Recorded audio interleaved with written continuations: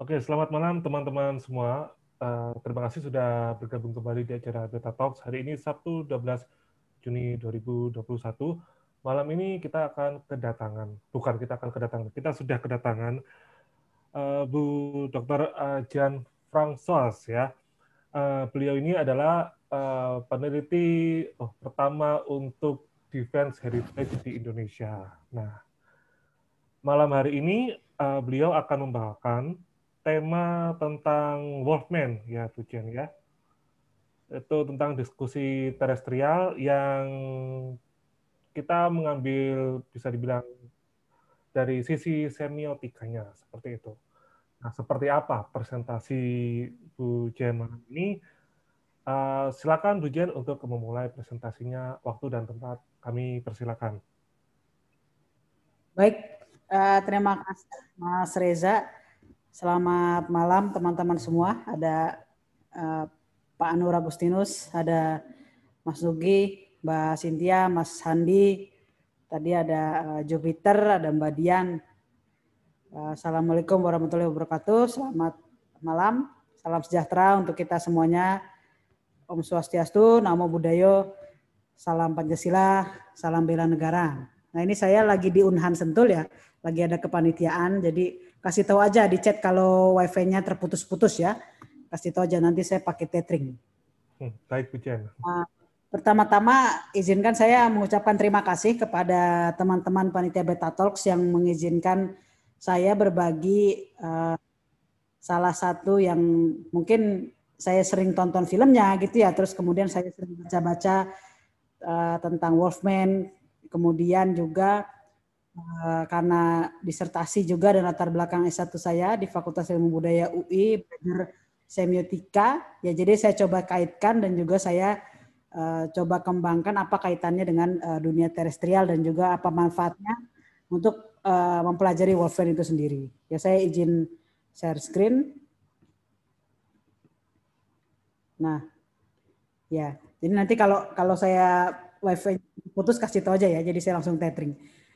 Nah jadi diskusi kita biasanya Beta Talks memang banyak mengangkat UFO dan alien ya, dan terakhir kan kita membahas tentang yang disampaikan Mas Reza tentang bagaimana membedakan atau kalau ada hoax ya tentang UFO ataupun alien.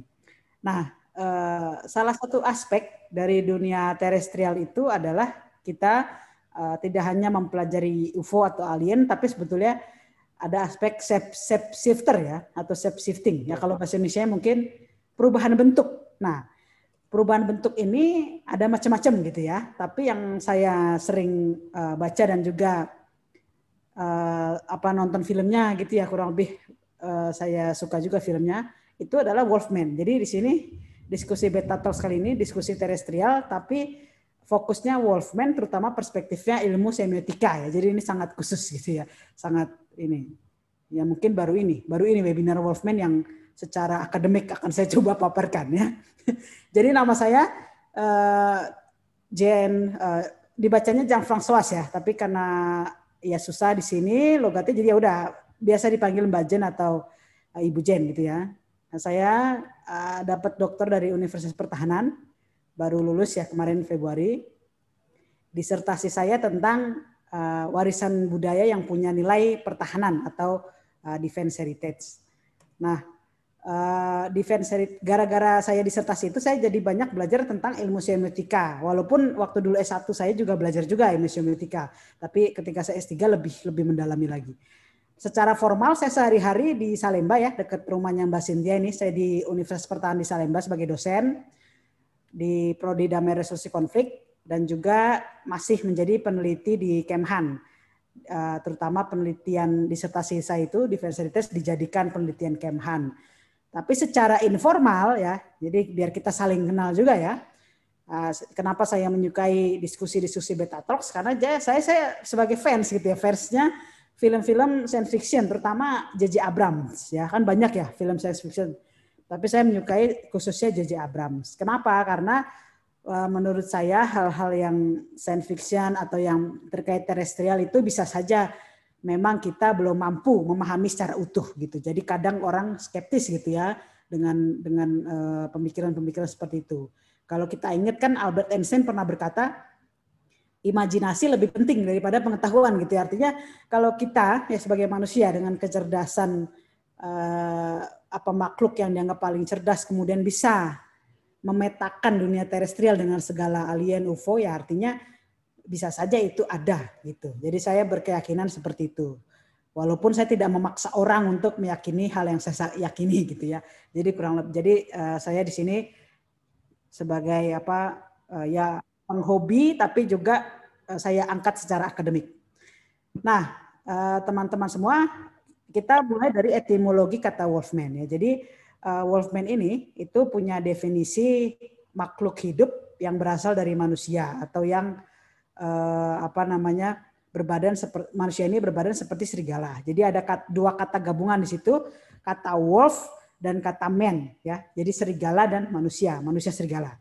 Ada lagi definisi alternatif bahwa manusia yang memiliki kemampuan mengubah diri menjadi seperti serigala. Artinya di situ ada kemauan, ada ability ya, ada kehendak untuk mengubah dirinya menjadi seperti serigala. Dan definisi di abad pertengahan beredar juga bahwa Wolfman itu ada karena kutukan ya, atau karena terkait dengan penyihir. Jadi kalau kita diskusi webinar ini kita kembali ke masa lampau di abad pertengahan 15-16, itu kalau kita bicara Wolfman hanya ada dua dalam benak manusia abad pertengahan, bahwa itu ada kutukan atau terkait dengan penyihir atau witch. Nah, bahasa Inggrisnya akhirnya kan menjadi Wolfman ya. Kalau ada juga yang disebut werewolf, itu sebetulnya pengembangan kata. Karena kalau ketika saya cari-cari referensi gitu, lebih banyak menggunakan Wolfman. Karena itu tadi etimologi dua kata wolf dan man ya. Di Indonesia manusia serigala. Itu dari etimologinya. Dan secara sejarah asal muasal Wolfman ya, dari karya sastra pertama yang membahas Wolfman itu ada di kebetulan orang Prancis ya, François Rabelais. Itu menggambarkan suatu sosok gitu ya. Jadi tidak disebut Wolfman, tidak juga berwajah Wolfman atau berwajah serigala seperti background webinar ini. Tapi dia lebih kepada pertama secara fisik lebih besar ya daripada manusia kebanyakan. Nafsu makannya dia pemakan segala gitu ya, artinya rakus ya. Kemudian karnivora juga, dan secara pendalaman ya di karya sastranya François Rabelais ini, Gargantua ya namanya sosok ini, itu serakah gitu. Jadi lebih menggambarkan bahwa manusia ini kalau serakah ya, kalau dulu dianggapnya lu seperti Gargantua gitu disebutnya kayak gitu ya. Jadi ada istilah lu bagai Gargantua, artinya lu serakah banget gitu. Nah, di sini sosok si Gargantua ini menjadi sosok pertama shapeshifter, di mana kemudian akhirnya muncul pemikiran yang tadi itu, manusia punya kekuatan, punya ability akhirnya mengubah dirinya menjadi serigala, atau mempunyai kekuatan bisa berubah di bulan purnama seperti serigala. Ya, jadi kalau kita mencari literatur yang terkait dengan manusia shapeshifter itu adalah Gargantua. Ini karya sastra yang pertama membahas tentang itu. Kemudian di sini disebutkan juga ya ada Gilgamesh gitu ya. Jadi ada versi lain lah ya, versi alternatif bahwa berasal dari Epic of Gilgamesh. Di sini digambarkan dalam bentuk prosa. Kalau tadi kan François Rabelais lebih dalam sastra ya, novel. Kalau Gilgamesh ini prosa.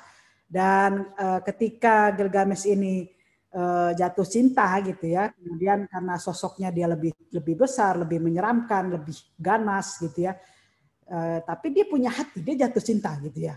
Kemudian akhirnya ya mengubah akhirnya mengubah dirinya, kemudian ya itu tadi berubah menjadi sosok, tidak dijelaskan dengan jelas di dalam prosa Gilgamesh ini sosoknya itu apakah serigala atau apa, tidak dijelaskan dengan jelas. Namun di sini disebutkan when Gilgamesh jilted a potential lover because she had turned her previous mate into a wolf gitu. Jadi ketika ada orang bersinggungan ya, berinteraksi dengan Gilgamesh, itu akhirnya berubah bentuk gitu. Cuman di prosa ini tidak jelas apakah berubah bentuk dengan seperti serigala atau apa. Kemudian yang kedua di sini werewolf made another early appearance. Jadi ada kemunculan pertama di mitologi Yunani, Greek mitologi, legend Lycaon ya, tapi kita baca nanti Likan ya, kalau di Indonesia kan Likan.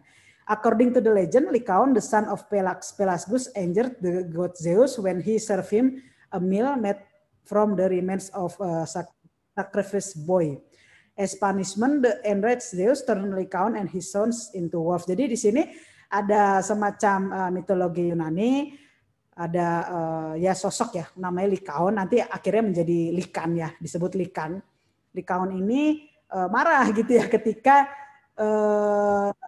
Zeus ini ngasih dia makanan berupa dalam bentuk boy ya, sacrifice boy, jadi orang yang dikorbankan gitu. Dan kemudian sebagai balasannya gitu ya, ya udah Zeus mengubah si Lycaon ini, lu udah ngasih gua makanan gitu. Gua kan si Zeus ini kan dia sebagai dewa gitu ya. Bayangkan teman-teman di mitologi Yunani itu ada banyak hierarki juga gitu ya, sama seperti hierarki alien ya, ada hierarki juga mitologi Yunani. Nah, Zeus ini marah ketika salah satu suruhannya gitulah ya, Lycaon ini ngasih dia kok manusia, artinya lu nih kok ngasih gue makanan bukan makanan yang terbaik, yang bagus, yang menyehatkan gitu, tapi kok ngasih gue tubuh yang udah dikorbankan gitulah kurangnya. Zeus tersinggung ya. Akhirnya dari sumber ini menyebutkan Zeus mengutuk Lycaon sekeluarga, seanak-anaknya itu jadi serigala gitu. Jadi bisa teman-teman kembangkan ya. Artinya definisi tadi berkembang dari mitologi Yunani bahwa memang itu kutukan gitu ya, bahwa orang yang Wolfman ini adalah orang-orang keturunan dari Lycaon ini gitu. Nah, lanjut. Nah, di sini juga disebutkan ada di folklornya orang-orang Nordik ya, artinya di cerita rakyatnya bangsa Eropa Utara. Disebut di sini ada Saga of the Volsungs, tells the story of a father and a son who discover wolf pelt that had the power to turn people into wolf for 10 days. Jadi berbeda lagi. Tadi kan kita udah melihat ya dari secara wolf secara umum, kemudian di mitologi Yunani, sekarang di cerita rakyatnya orang Nordik bahwa ada semacam kekuatan gitu ya, bahwa bisa menemukan serigala yang spesial gitu ya, istilahnya gitu, spesial, segala spesial yang akhirnya bisa mengubah manusia, tapi tidak lama, jadi cuman 10 hari.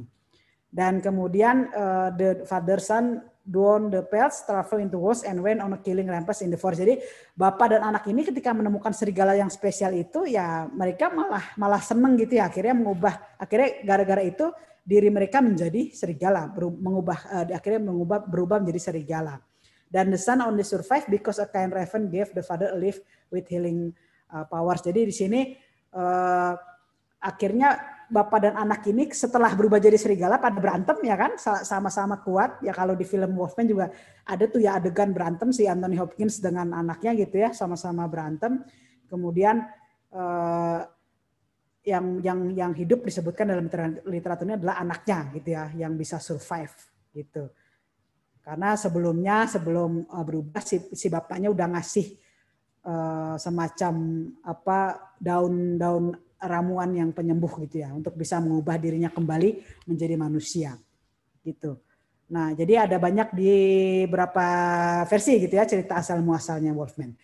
Nah, lanjut. Jadi di sini kalau di versi yang Perancis, jadi di tahun 1521 ya, Frenchman Pierre Bourgeot and Michel Verdun allegedly swore allegiance to the devil and claimed to have an ointment that turned them into wolves. Nah, ini beda lagi. Kalau di Perancis kisahnya adalah ada 2 orang ya di tahun 1521, ini Pierre Bourgeot dan Michel Verdun itu membuat perjanjian dengan setan ya untuk bisa mengubah diri mereka menjadi serigala.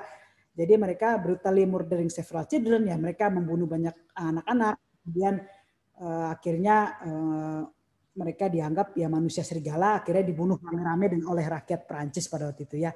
Jadi teman-teman, Bapak Ibu semua bisa lihat ya berbagai versi. Kalau kita bertanya ya asal muasal Wolfman seperti apa, tiap negara, tiap bangsa punya cara bercerita beda-beda ya. Jadi kalau di Perancis itu karena dia berjanji dengan setan, kemudian kalau tadi di cerita rakyat orang-orang Nordik itu kan karena memang mereka menemukan serigala yang spesial gitu ya. Kemudian di yang sebelumnya di mitologi Yunani bahwa si Zeus ini mengutuk keluarga Lycaon, akhirnya keturunannya menjadi manusia serigala gitu ya. Jadi macam-macam asal muasal Wolfman.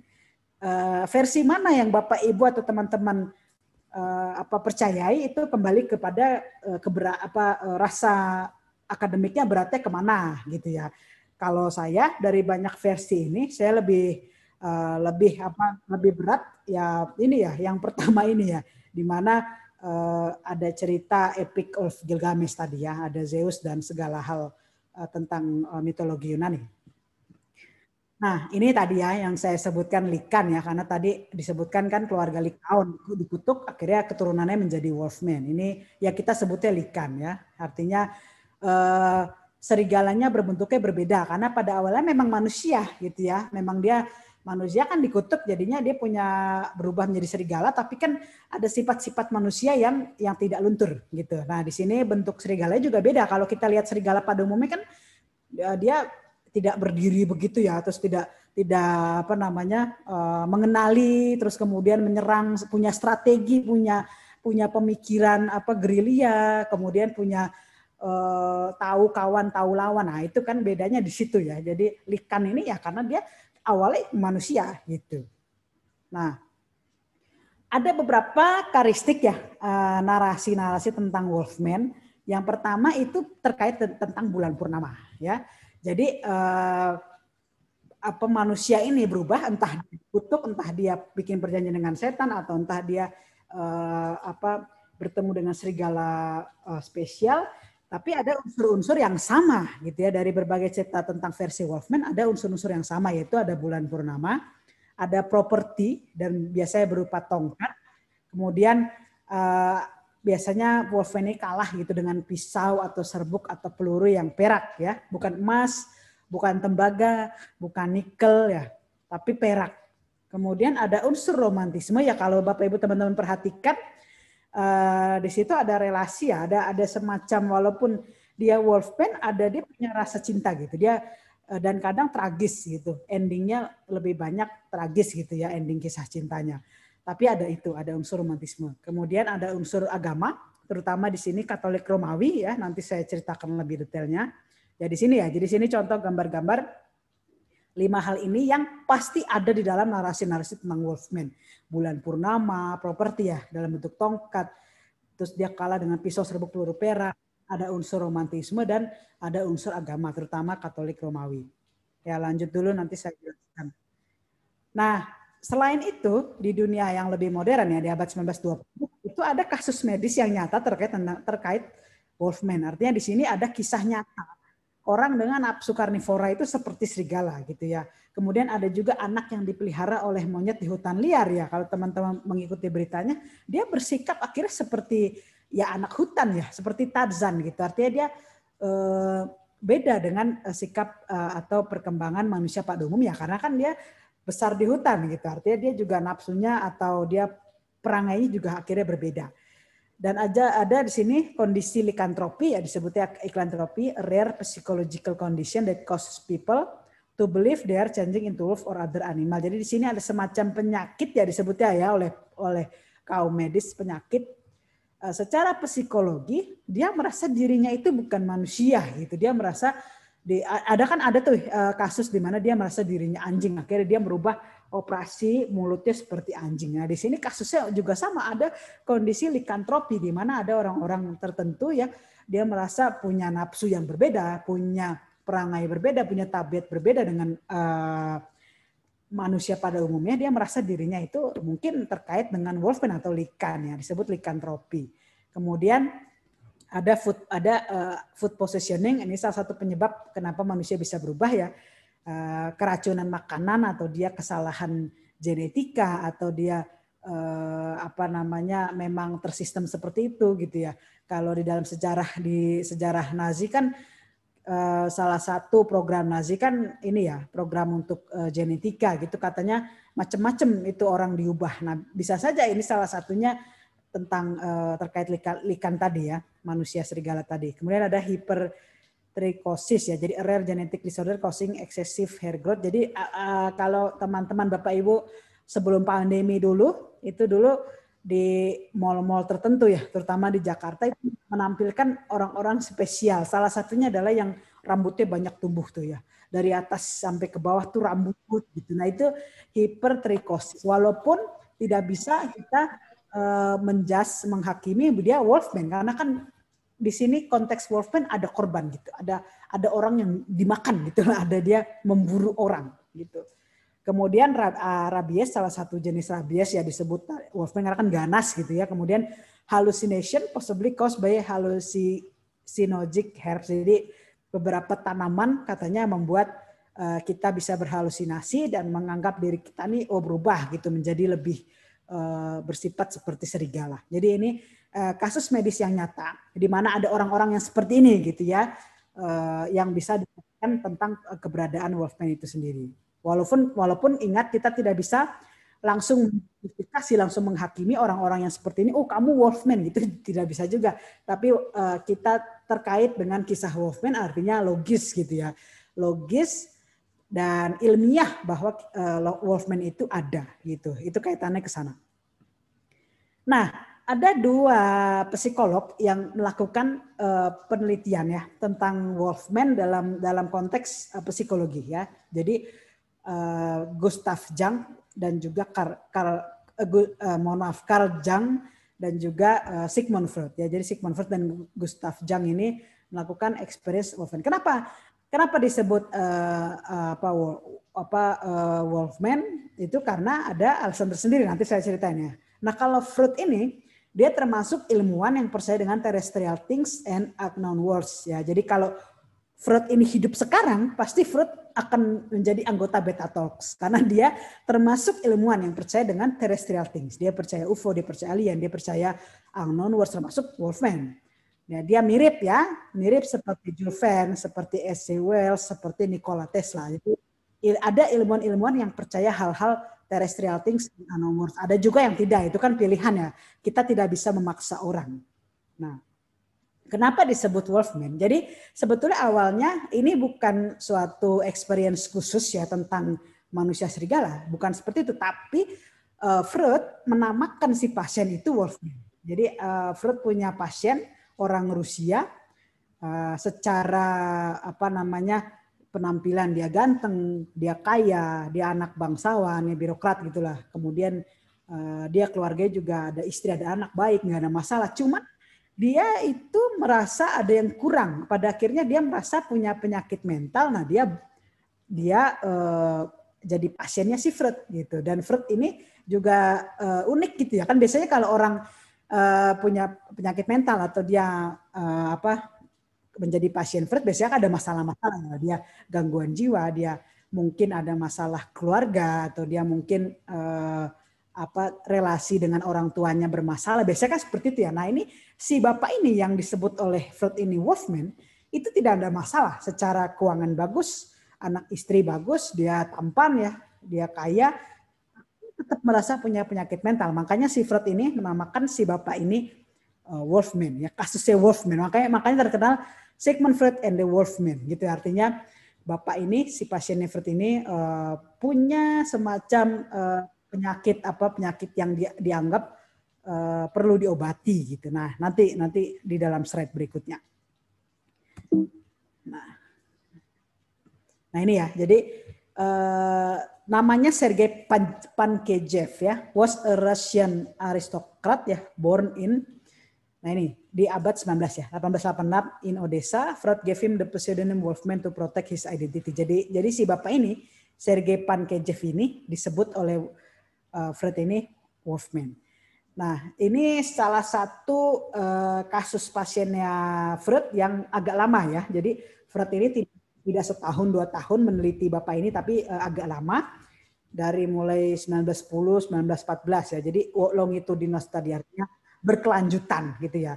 Dan disebutkan di sini Sergei initial relationship with his father was excellent and that he expect to be a gentleman like him. Nah, jadi di sini si bapak Sergei ini yang disebut Wolfman ini itu relasinya dengan bapaknya, dengan keluarganya baik gitu. Tapi kenapa? Nah, ternyata ya Bapak Ibu teman-teman semua, Sergei ini merasa bapaknya ini sempurna. Jadi si Sergei ini merasa dirinya kurang sempurna, tidak seperti bapaknya gitu, tidak seperti father figurnya ini. Makanya dia merasa kok saya ada aja yang kurang gitu ya. Saya sudah menikah, punya anak, kaya, tampan, ya baik, nggak ada masalah. Tapi ya itu karena dia melihat bapaknya gitu. Dia melihat bapaknya ini kalau teman-teman ini ya praktiknya itu kalau bisa dibayangkan secara praktiknya itu kalau tahu Winston Churchill kan ya Bapak Ibu ya. Winston Churchill ya. Sir Winston Churchill itu kan Perdana Menteri Inggris yang luar biasa hebatnya, luar biasa pemikirannya. Tapi kalau teman-teman baca sisi anaknya, nah jadi dia kan punya anak ya, Winston Churchill punya anak. Saya lupa namanya ya, John kalau nggak John Churchill. Ini anaknya Churchill ini kurang lebih mirip dengan Sergei ini, kasus pasiennya Freud gitu, karena merasa bapaknya ini luar biasa gitu menjadi menghambat dia gitu ya, mengerti ya Bapak Ibu ya. Jadi punya bapak, bayangkan Bapak Ibu punya bapak yang luar biasa, yang perfect.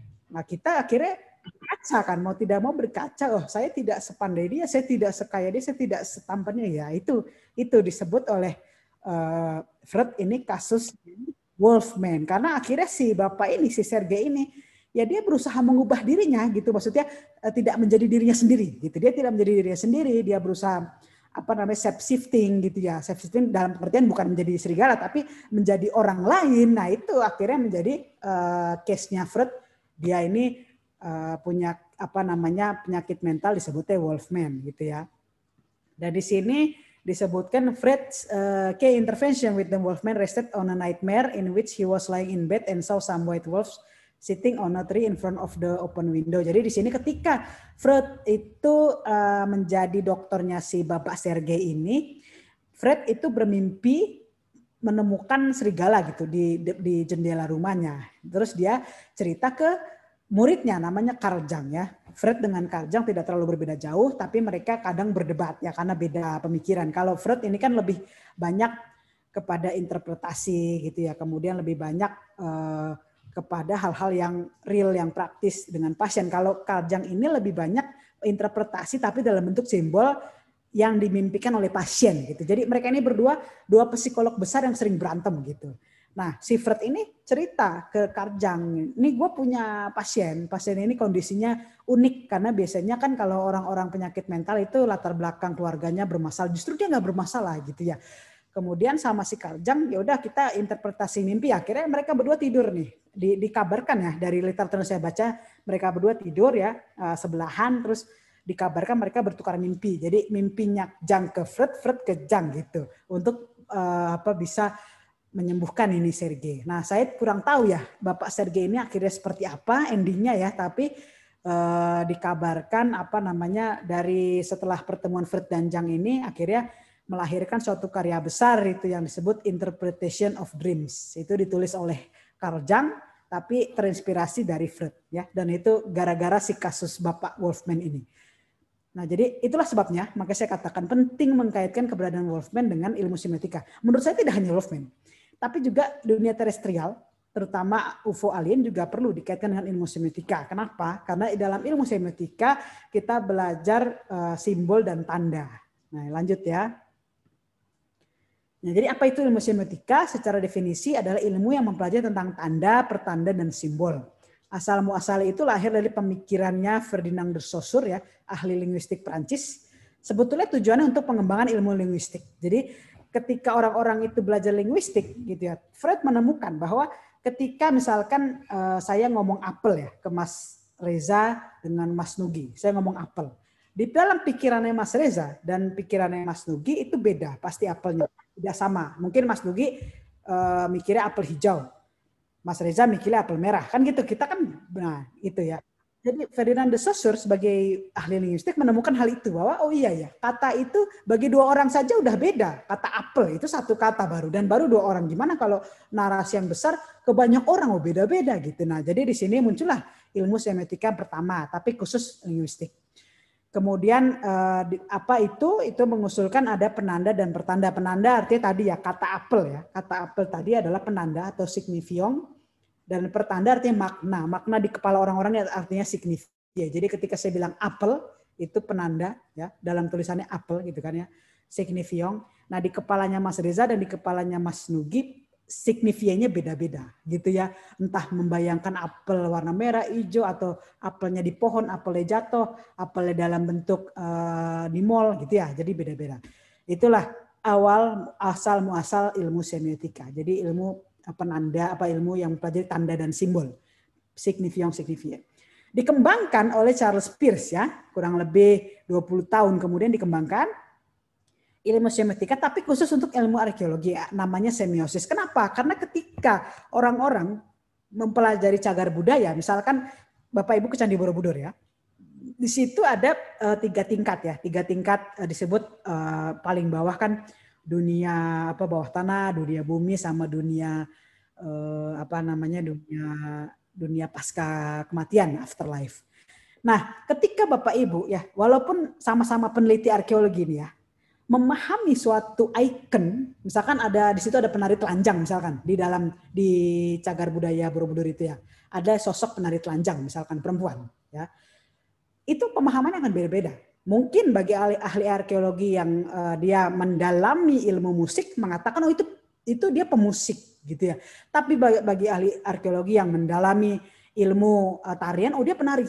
Nah, kalau karena saya disertasi tentang warisan pertahanan, bisa aja saya bilang itu tentara zaman dulu, tentara perempuan. Nah, gitu ya. Jadi ilmu semiotika ya pada akhirnya tidak hanya sebatas tulisan ya, tapi dengan simbol, dengan ikon yang ada, dan itu terutama menjadi pengembangan ilmu arkeologi ya. Dikembangkan lagi oleh Roland Barthes ya di abad baru ini, abad 20 ini, untuk ilmu humaniora ya. Kebetulan S1 saya ilmu humaniora dan S3 saya kebetulan warisan pertahanan, defense heritage, mempelajari ilmu semiotika gitu ya. Jadi ya ini yang saya sebut tadi akademiknya di sini gitu ya. Nah, Roland Barthes ini mengembangkan ilmu semiotika terutama untuk ilmu humaniora, film dan komik. Jadi artinya seperti ini. Misalkan Bapak Ibu melihat background saya ini Wolfman. Ya, sebelum Bapak Ibu menonton film Wolfman ini, pasti kan ada benak pertama di dalam kepala Bapak Ibu ketika melihat poster Wolfman. Oh, ini film serem, kan nggak mungkin ini film cinta, ini film K-pop, kan nggak mungkin ya. Atau samalah ketika Bapak Ibu melihat cover BTS gitu ya, ini K-pop gitu ya, kan nggak mungkin ini film serem atau gimana. Itu jadi kurang lebih seperti itu. Jadi Roland Barthes lebih populer, dia mengembangkan ilmu semiotika lebih populer, artinya lebih banyak film dan komik, untuk film dan komik gitu ya. Nah, kedudukannya ilmu semiotika dengan ilmu lainnya dia setara ya. Jadi tidak lebih tinggi, tidak lebih rendah. Dia setara dengan ilmu politik, dengan ilmu astronomi, ilmu humaniora, ilmu semiotika, linguistik, komunikasi, ilmu pertahanan, ilmu pemerintah, ilmu dia setara. Karena secara kedudukan tidak ada ilmu yang lebih tinggi ya. Secara filsafat ilmu semua ilmu itu setara, termasuk ya ilmu semiotika ini.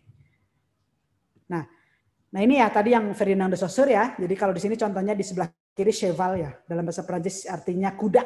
Jadi kalau saya ngomong kuda ke Pak Nur Agustinus, saya ngomong kuda ke Mbak Jupiter ya, beda. Mungkin saya ketika ngomong kuda, beda itu di kepala, bisa kuda poni, kudanya warna hitam, warna coklat, kan beda-beda. Nah gitu. Ini yang disebut sebelah kanan segitiga pemaknaan. Jadi ketika ada kata, ada tulisan, dimaknakannya seperti apa itu beda-beda. Ya, sama ketika kita ngomong UFO, alien, di kepala orang beda-beda. Gitu. Makanya saya termasuk akademisi yang tidak pernah memaksakan ilmu saya. Artinya ketika saya percaya tentang UFO, alien, dunia terestrial, termasuk Wolfman, ya saya berusaha mengedukasi orang. Saya tidak mau memaksakan, karena itu tadi beda-beda. Kenapa dia bisa beda-beda? Karena pemahaman orang beda, latar belakang budaya orang beda-beda. Kemudian dia kecil di mana, di lingkungan apa, beda-beda. Orang laut dengan orang gunung itu beda. Ketika Bapak Ibu ngomong kapal, orang di gunung yang udah terbiasa di gunung, kapal mungkin pemaknaannya kapal yang biasa dia lihat doang. Tapi kalau orang terbiasa di laut, lahir di laut, kapal, itu dia tahu kapalnya jenis apa, tipe berapa, bisa menampung berapa kilo, itu lebih detail karena dia lahir di laut. Kayak gitu ya. Jadi saya harap ya nanti walaupun tidak semuanya akademisi di sini ya, tapi saya berusaha mengedukasi teman-teman. Kita tidak boleh memaksakan pemahaman kita kepada orang. Karena ini dia, karena secara semiotika itu salah ya. Nah ini yang tadi didalami oleh Charles Peirce ya. Jadi artinya ada signifion ya, karena kan ini saya copy dari disertasi saya ya di Defense Heritage ya. Jadi signifion penanda ya. kemudian menandakan apa. Tentu dengan simbol, artinya ketika kita melihat ada wujud manusia serigala, itu kan penandanya. Menandanya apa? Dia menandakan apa dari si Wolfman itu? Tentu dengan simbol. Simbolnya bisa tadi ya, tongkat, bulan purnama, apalagi tadi malam hari, banyak macam-macam. Nanti kita detailkan lagi. Nah, inilah menu daripada diskusi kita malam ini, artinya sebab musabab munculnya Wolfman sebagai legenda urban perspektif ilmu semiotika. Pertama-tama dari asal muasalnya itu, dan kita juga menemukan karya sastra terkait Wolfman itu sebetulnya banyak di abad pertengahan, ya. Abad di mana agama dianggap lebih tinggi daripada sains, ya.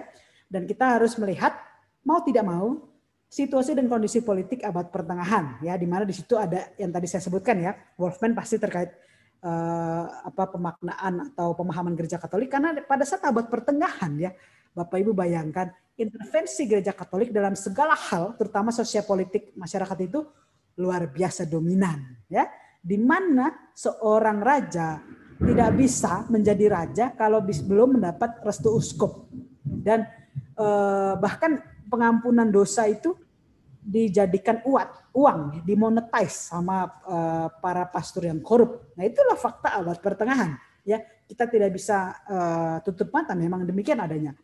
Dan suatu ekspresi, ya, jadi keberadaan Wolfman tadi, ya, dengan segala simbol dan ikonnya secara semiotika, ya, maknanya apa? Itu ada suatu ekspresi masyarakat untuk ingin menjadi dirinya itu lebih ganas, lebih memakan, gitu ya. Memakan apa? Memakan pemerintahan yang tidak benar dan institusi agama yang korup, gitu ya. Artinya di sini ada suatu ekspresi, gitu ya. Ada suatu harapan penggambaran bahwa manusia di abad pertengahan ini ingin loh berubah menjadi lebih ganas, gitu ya. Ingin kalau bisa memakan itu orang-orang yang sudah mengambil tanahnya dengan paksa, terus kemudian korupsi, bahkan pokoknya nih institusi agama dianggap segala-galanya. Tentu agama dengan penguasa, ya, dengan kerajaan, gitu. Jadi rakyat biasa ini merasa tidak berdaya, hanya menjadi sapi perah, kemudian hanya menjadi korban politik, gitu, bukan menjadi pelaku. Nah, mereka ini adalah secara ilmu semiotika munculnya Wolfman ini ekspresi dari itu, gitu. Nah, ini saya menemukan gambar bagus, ya, ada dua, ya, di mana di sebelah kiri ini Santo Thomas Aquinas, ya. Saya pernah baca literatur beliau. Itu terkait tentang iman Katolik, gitu ya, terutama. Dan salah satu ayatnya menyebutkan bahwa kalau kita mempercayai Tuhan, kita juga harus mempercayai iblis dalam berbagai bentuknya. Artinya kalau tadi teman-teman Bapak Ibu mempercayai asal muasal Wolfman itu adalah tadi, ya, gara-gara ya ada campur tangan setan, gitu ya. Ya kalau menurut Thomas Aquinas, kalau ketika kita percaya yang tidak kelihatan, gitu ya, kalau kita percaya Tuhan, kita juga harus percaya setan. Artinya setan ini angel and demons ini akan terus ada dalam kehidupan manusia, kurang lebih gitu, ya, ajaran satu Thomas Aquinas. Nah, yang di kanan itu saya ingin menunjukkan bahwa sebetulnya tidak hanya Wolfman, ya, shapeshifter yang bisa kita analisis menggunakan ilmu semiotika tidak hanya Wolfman, tapi di sini ada dragon, ya, ada naga, ya. Naga kan juga masih dianggap legenda, ya, sama lah kayak waktu itu kita kan sempet, ya, diskusi di chat WA grup rame, ya, kita diskusi Garuda, ya, diskusi macam-macam, ya. Garuda katanya juga dianggap sebagai legenda, gitu ya.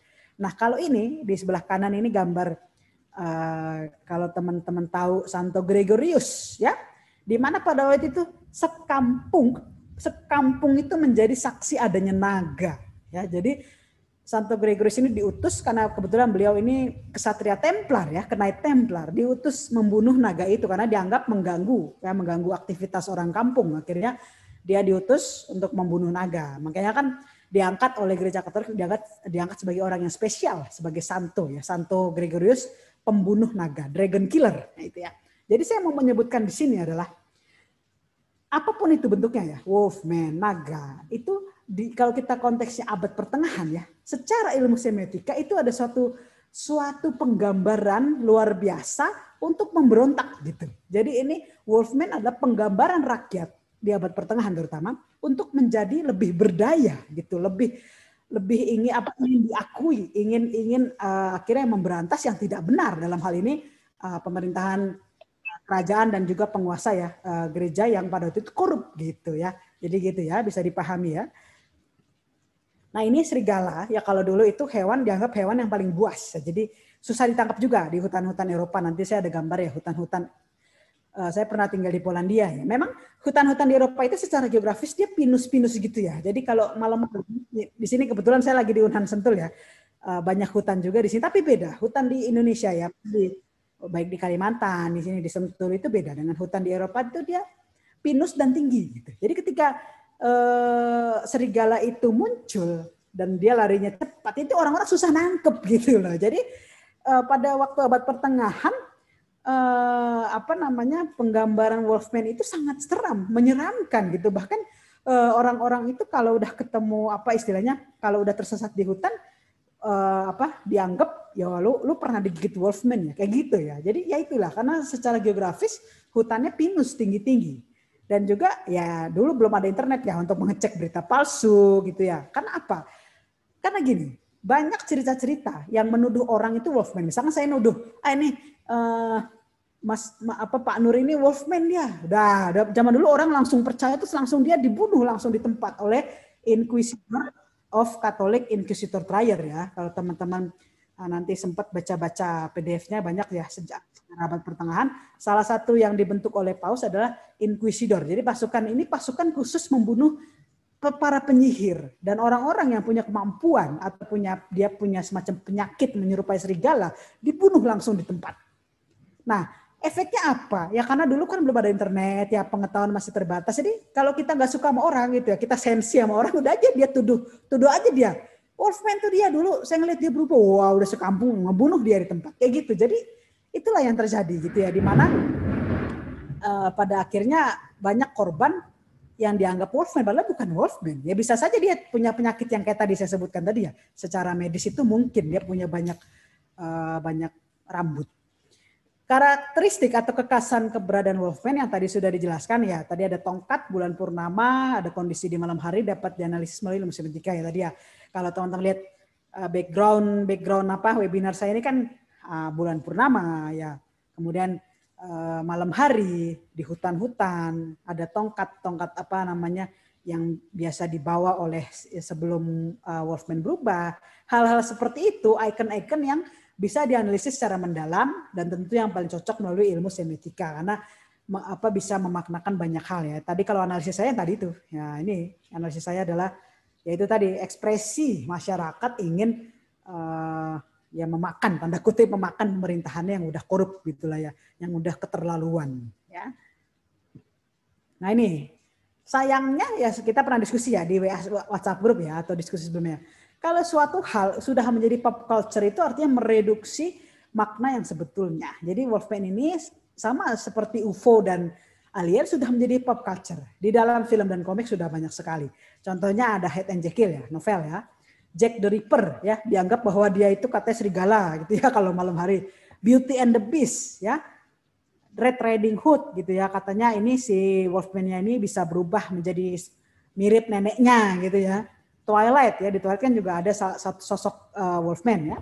Kemudian yang kemarin ya, yang Mas Nugi nonton ya, Resident World Underworld. Nah ini hal-hal yang akhirnya terkenal. Jadi Wolfman-nya ini terkenal gara-gara pop culture gitu ya, di film maupun komik gitu ya. Tapi kalau sebetulnya kalau kita mendalami ilmu semiotika, kita mendalami sejarah Eropa terutama abad pertengahan, makna Wolfman ini luar biasa karena itu tadi, karena menjadi ekspresi masyarakat di zaman itu gitu. Nah ini ya contohnya lagi ada film-film ya, ada American Wolfman in Paris, in London, lanjutannya kemudian ini di tahun 1941 ya, di mana pada waktu itu Wolfman-nya masih jadul ya, rambutnya belum ya masih jadul banget gitu, karena efeknya masih minim ya, efek filmnya ya, lighting-nya juga masih minim ya. Nah yang terakhir nih film Wolfman yang jadi banner saya ini di 2009. Nah ini di museum, terutama saya copy di sini Wolfman Museum of Art ya, jadi ada museum yang menamakan dirinya Wolfman Museum, tapi sebetulnya isinya bukan hal yang serem-serem gitu, bukan. Isinya seni gitu ya. Dan yang ditampilkan salah satunya ya ini. Jadi penggambaran manusia serigala itu dianggap ya seni gitu, bukan sesuatu yang menyeramkan ya. Ya kan kalau orang Prancis bilang l'art pour l'art ya. seni untuk seni. Jadi kalau kita gambarin manusia serigala ya itu seni, kita gambarin perempuan telanjang itu seni gitu, tidak ada pornonya ya itulah, itu kembali ke ilmu seni sendiri. Ini ya, jadi Wolfman tidak hanya menginspirasi film, komik maupun novel, tapi juga menjadi nama museum Wolfman, ya, Wolfman Museum of Art. Nah ini yang tadi saya katakan ya, bayangkan hutan pinus ya, terutama ini di Romania ya, dengan jalan berliku. Beda, jadi ketika suatu kondisi geografis itu mempengaruhi legenda rakyatnya. Kalau dulu kita kan ada legenda kolor hijau gitu ya. Ada legenda apa tuh? Ya yang ini nenek lampir ya, yang katanya anak diumpetin di balik payudaranya itu ya, itu legenda macam-macam.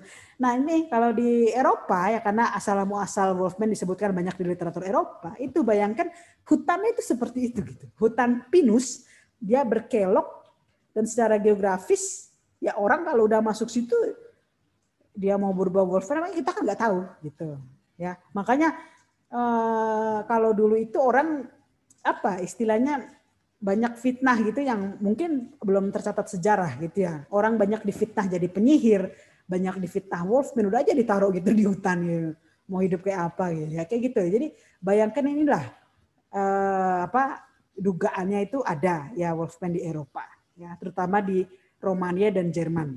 Ya ini ya. Di desa Bedburg itu di dekat Cologne ya. Cologne itu suatu kota di Perancis. Saya sudah pernah ke sana ya. Itu rata-rata ya seperti desa dan banyak bertani. Mata pencarian rakyatnya itu rata-rata bertani ya. Di dekat situ ya kurang lebih 3 kilo ada desa namanya Bedburg ya. Di tahun 1511 itu ada kisah Peter Kem ya. Itu di mana dia dituduh sebagai Wolfman karena banyak yang melihat dia makan anak kecil, makan orang gitu ya, dengan tubuh dia yang berubah seperti serigala. Jadi dia dituduh Wolfman. Dia dianggap Wolfman. Ya, Wolfman di desa Bedburg ini cukup terkenal, namun belum ada suatu justifikasi ilmiah bahwa dia ini beneran Wolfman. Bisa aja dia dituduh gitu. Bisa aja orang nggak suka sama dia dituduh, atau dia dikondisikan ya. Kan kalau di ilmu intelijen kita belajar dikondisikan sehingga terlihat seperti itu gitu. Nah, bisa aja dia seperti itu. Memang difitnah, ya itu kita nggak tahu ya, wallahu alam, karena literatur belum banyak yang membuktikan. Walaupun kebenaran pasti terungkap ya, the truth is out there ya. Nah dugaan bagaimana di Indonesia ya, kalau di WhatsApp group kita diskusi aung ya, ada istilah manusia harimau juga ada gitu ya, manusia anjing macam-macam ya. Sebetulnya tanpa Wolfman Indonesia sudah kaya dengan dunia mistisnya sendiri ya. Walaupun ada Wolfman ya diduga ini makhluk impor. Karena tadi teorinya adalah suatu legenda rakyat, suatu cerita itu mengikuti bentuk geografis ya, dengan hutan-hutan kita yang seperti ini ya. Artinya hutan kita masih lebat tapi kan renggang ya, tidak pinus yang tajam-tajam berliku ya. Ya, kalaupun ada Wolfman ya artinya dia diduga makhluk impor. Artinya dia bukan khas Indonesia. Yang khas Indonesia kan kolor hijau, wewek gombel, banyak ya. Nenek lampir banyak, kita udah kaya sekali dengan hal-hal seperti itu. Dan kita juga ada sinetron yang kalau kekinian ya sinetron manusia serigala itu ada juga ya. Itu. Nah, bagaimana masa depan Wolfman? Ya harus dikaji pertama-tama multidisiplin ya, terutama tidak hanya ilmu humaniora ataupun ilmu semiotika, tapi terutama ilmu genetika. Artinya ketika kita sudah memahami ilmu genetika, kita bisa mematahkan teori apakah benar Wolfman ini dari setan, apakah benar Wolfman ini kutukan dari keluarga Lycaon ya. Likan ya, apa benar Wolfman ini hanya sekedar imajinasinya Freud? Ya itu kita harus membuktikan itu. Artinya ilmu genetika harus berkembang ya. Dan sejak adanya era UFO alien di tahun 1970-an, sosok Wolfman ini menjadi kurang populer ya. Padahal dulu populer, dulu sosok yang banyak diceritakan gitu ya. Tapi gara-gara adanya era UFO alien, akhirnya dia menjadi kurang populer. Dan pop culture ya yang berkembang tahun 1980-an lebih banyak fokus pada kisah-kisah superpower yang menekankan keindahan, kecantikan, kesempurnaan, dan happy ending ya. Contoh ini bukan Wolfman banget ya. Nah ini bukan Wolfman karena kenapa? Kisah cinta Wolfman pasti berakhirnya bad ending. Kalau nggak Wolfman-nya mati, pacarnya mati gitu ya. Atau pacarnya akhirnya berubah jadi Wolfman. Pokoknya nggak Wolfman banget kisah happy ending ini gitu ya. Sayangnya pop culture kita berkembangnya happy ending ya. Dan seperti yang telah dijelaskan sebelumnya, karakteristik Wolfman yang tergambar ini belum modern, artinya yang kita baca dari novel, dari science fiction, itu belum modern. Bisa aja kan nanti ada narasi khusus tentang Wolfman, tapi perspektifnya robotik and artificial intelligence. Hal tersebut akan sangat menarik. Kenapa? Karena Wolfman nanti bisa diciptakan, ya. Jadi tidak hanya bukan gara-gara kutukan, bukan gara-gara setan, tapi ya diciptakan aja. Nah, di cloning ya, dikendalikan dengan remote sesuai keinginan saintis. Artinya di sini manusia di atasnya Wolfman ya, manusia di atasnya Wolfman gitu. Itu belum ada gambaran seperti itu. Dan Wolfman bisa menjadi prajurit super masa depan ketika terjadi Plan B versi Department of Defense Amerika. Karena kenapa? Karena Wolfman ini masih punya hati seperti manusia. Hati nurani dia masih manusia. Maka Wolfman akan berperang di pihak manusia. Nah kan waktu itu saya pernah cerita ya di WA Group ya. Jadi ya kalau nanti kita ada perang bintang lagi, Wolfman ini berpihak di manusia kalau kita bisa kendalikan, kita bisa ciptakan dan kita bisa cloning gitu ya. Artinya Wolfman berperang untuk manusia karena kan dia biarpun gimana ada sisi manusia, ada hati nurani manusia itu ya. Nah, kalau defense Amerika ini banyak plannya. Plan A itu ya yang ideal, plan B artinya tidak ideal. Nah, itu macam-macam. Bisa ada PDF sendiri tuh, plan B, plan A. Tapi maksud saya adalah intinya adalah ketika terjadi suatu keadaan yang kita tidak duga, gitu. Artinya kita dengan segala ilmu dan genetika kita harus bisa menciptakan prajurit super, gitu. Kita harus bisa menciptakan itu untuk memerangi yang mungkin kita kan nggak tahu alien ini apakah bersahabat atau musuh kita. Yang penting kan kita kan siap, gitu. Kita siap melawan mereka, gitu. Kalau menurut saya itu yang penting. Nah, berfokus pada UFO dan alien boleh ya. Jadi peran Betatalk sendiri terhadap narasi Wolfman ya. Kalau Betatalk berfokus pada UFO alien boleh, tapi jangan lupakan Wolfman sebagai bagian dalam narasi besar ya, dunia terestrial ya, dunia yang penuh simbol yang bisa dianalisis secara ilmu semiotika. Jangan lupa dunia terestrial ini adalah dunia yang penuh simbol, tanda, icon, sehingga perspektif ilmu semiotika menjadi salah satu kepakaran yang diperlukan ya untuk jadi ketika kita bicara UFO, alien, terestrial itu secara utuh lengkap itu bisa dengan ilmu semiotika karena kita mempelajari simbol dan tanda. Misalkan alien punya tandanya apa saja, simbolnya apa saja, ikonnya apa saja itu bisa dipelajari. Dan kemudian mengizinkan adanya kolaborasi dengan para fans ya, pemercaya Wolfman dari seluruh dunia ya. Di sini ya saya termasuk yang bukan pengkaji ya. Ya sering banyak baca literatur tentang Wolfman karena menurut saya nanti ketika perang bintang terjadi Wolfman bisa berada di sisi manusia kalau kita bisa memanfaatkan. Jadi kita artinya kita tidak lagi membedakan gitu ya, tapi kita ya udah kita sama-sama bumi diserang misalnya kita harus melawan balik, kurang lebih seperti itu. Nah, ini postulat pribadi saya, artinya analisis pribadi saya terhadap pengalaman melakukan kajian tentang Wolfman. Jadi saya ini seorang dog lover ya, artinya saya mencintai anjing ya. Ini saya kadang mikir gitu ya, anjing-anjing saya ini pasti punya nenek moyang gitu ya. Ya kan anjing-anjing ini pasti dia ada asal muasalnya gitu. Dan ketika melihat serigala, saya yakin bahwa ada hubungan antara manusia dan serigala, ikatan antara sesama penghuni bumi. Kalau teman-teman pernah nonton filmnya juga itu ya, asal muasal anjing itu kan ada ikatan. Sama kayak manusia dengan serigala, pasti ada ikatan gitu ya.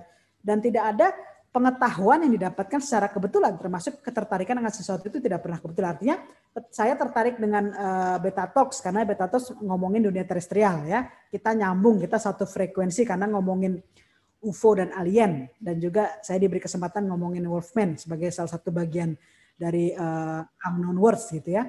Artinya kita ini tidak serta-merta diberikan pengetahuan begitu saja, pasti ada maknanya gitu, ada kegunaannya gitu ya. Kenapa kita diberi pengetahuan tentang Wolfman? Kenapa ada legenda, ada cerita rakyat tentang Wolfman? Pasti ada kegunaannya gitu ya. Dan saya mengutip perkataan Erich Fromm bahwa cinta membuat kita kehilangan jati diri, ya. Mirip dengan prosa tentang Wolfman. Jadi ada prosa yang terkenal tentang keberadaan Wolfman.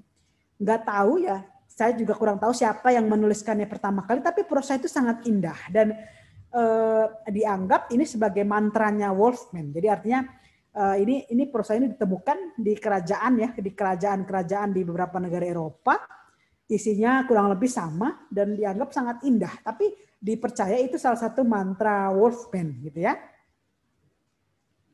Ini dia prosanya. Jadi the curse ya, even a man who is pure in heart and says his prayers at night by night, ya, artinya walaupun ada seseorang yang dalam hatinya sangat suci dan dia berdoa setiap malam, may become a wolf when the wolfsbane blooms and the autumn moon is bright. Jadi bisa berubah menjadi serigala ketika wolfsbane itu semacam bunga, ya, bunga tertentu, ya, di Eropa itu bertumbuh, dan ketika bulan purnama. Jadi walaupun manusia ini dalam hatinya ini suci, dia berdoa setiap malam, dia bisa berubah jadi wolfman ketika bunga wolfsbane ini mekar dan ketika bulan purnama itu datang. Nah, ini salah satu prosa yang pada waktu itu di abad-abad pertengahan dianggap sangat indah, gitu ya. Tapi entah kenapa saya juga kurang tahu kenapa ini dijustifikasi prosanya Wolfman, gitu. Padahal ya kalau kita tanpa melihat, tanpa kita lepaskan segala benak kita tentang Wolfman ini kan pure heart, dia berdoa, ya, dia dengan ada hati nurani, dia berdoa, dia mengakui Tuhan, gitu ya. Tapi dia bisa berubah menjadi serigala. Nah, ini apakah maksud dari si pengarang ini berubah dari serigala artinya dia lebih berkuasa, mungkin dia lebih lebih ganas, ya, lebih bisa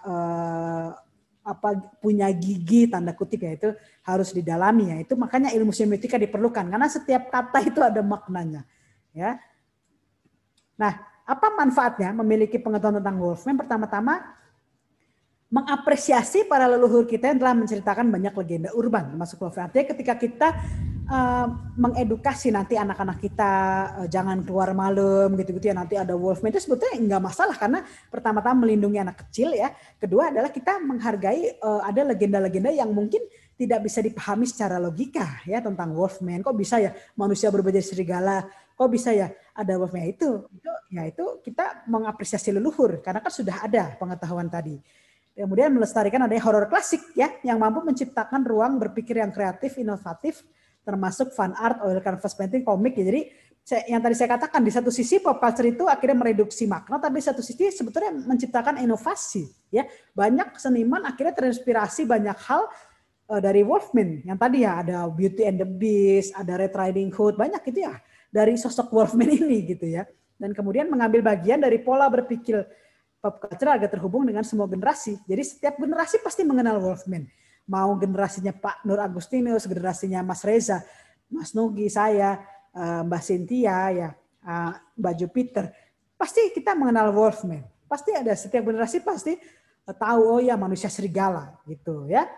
Jadi ini mengambil bagian, artinya kita tidak abai, kita tidak kemudian skeptis, itu kan hanya legenda, itu hanya mistis, itu hanya, bukan begitu, bukan seperti itu, tapi kita berpikir kritis. Kita akhirnya kan gara-gara saya ini belajar Wolfman, kan saya belajar lagi abad pertengahan, ya. Saya jadi tahu kondisi politik di abad pertengahan. Nah, jadi sebetulnya Wolfman ini adalah pengantar kita memahami sejarah, gitu sebetulnya. Kalau bagi saya, ya, inilah manfaatnya. Dan kemudian melatih kesiapsiagaan akan adanya ancaman yang mungkin tidak kita sadari, baik secara internal maupun eksternal.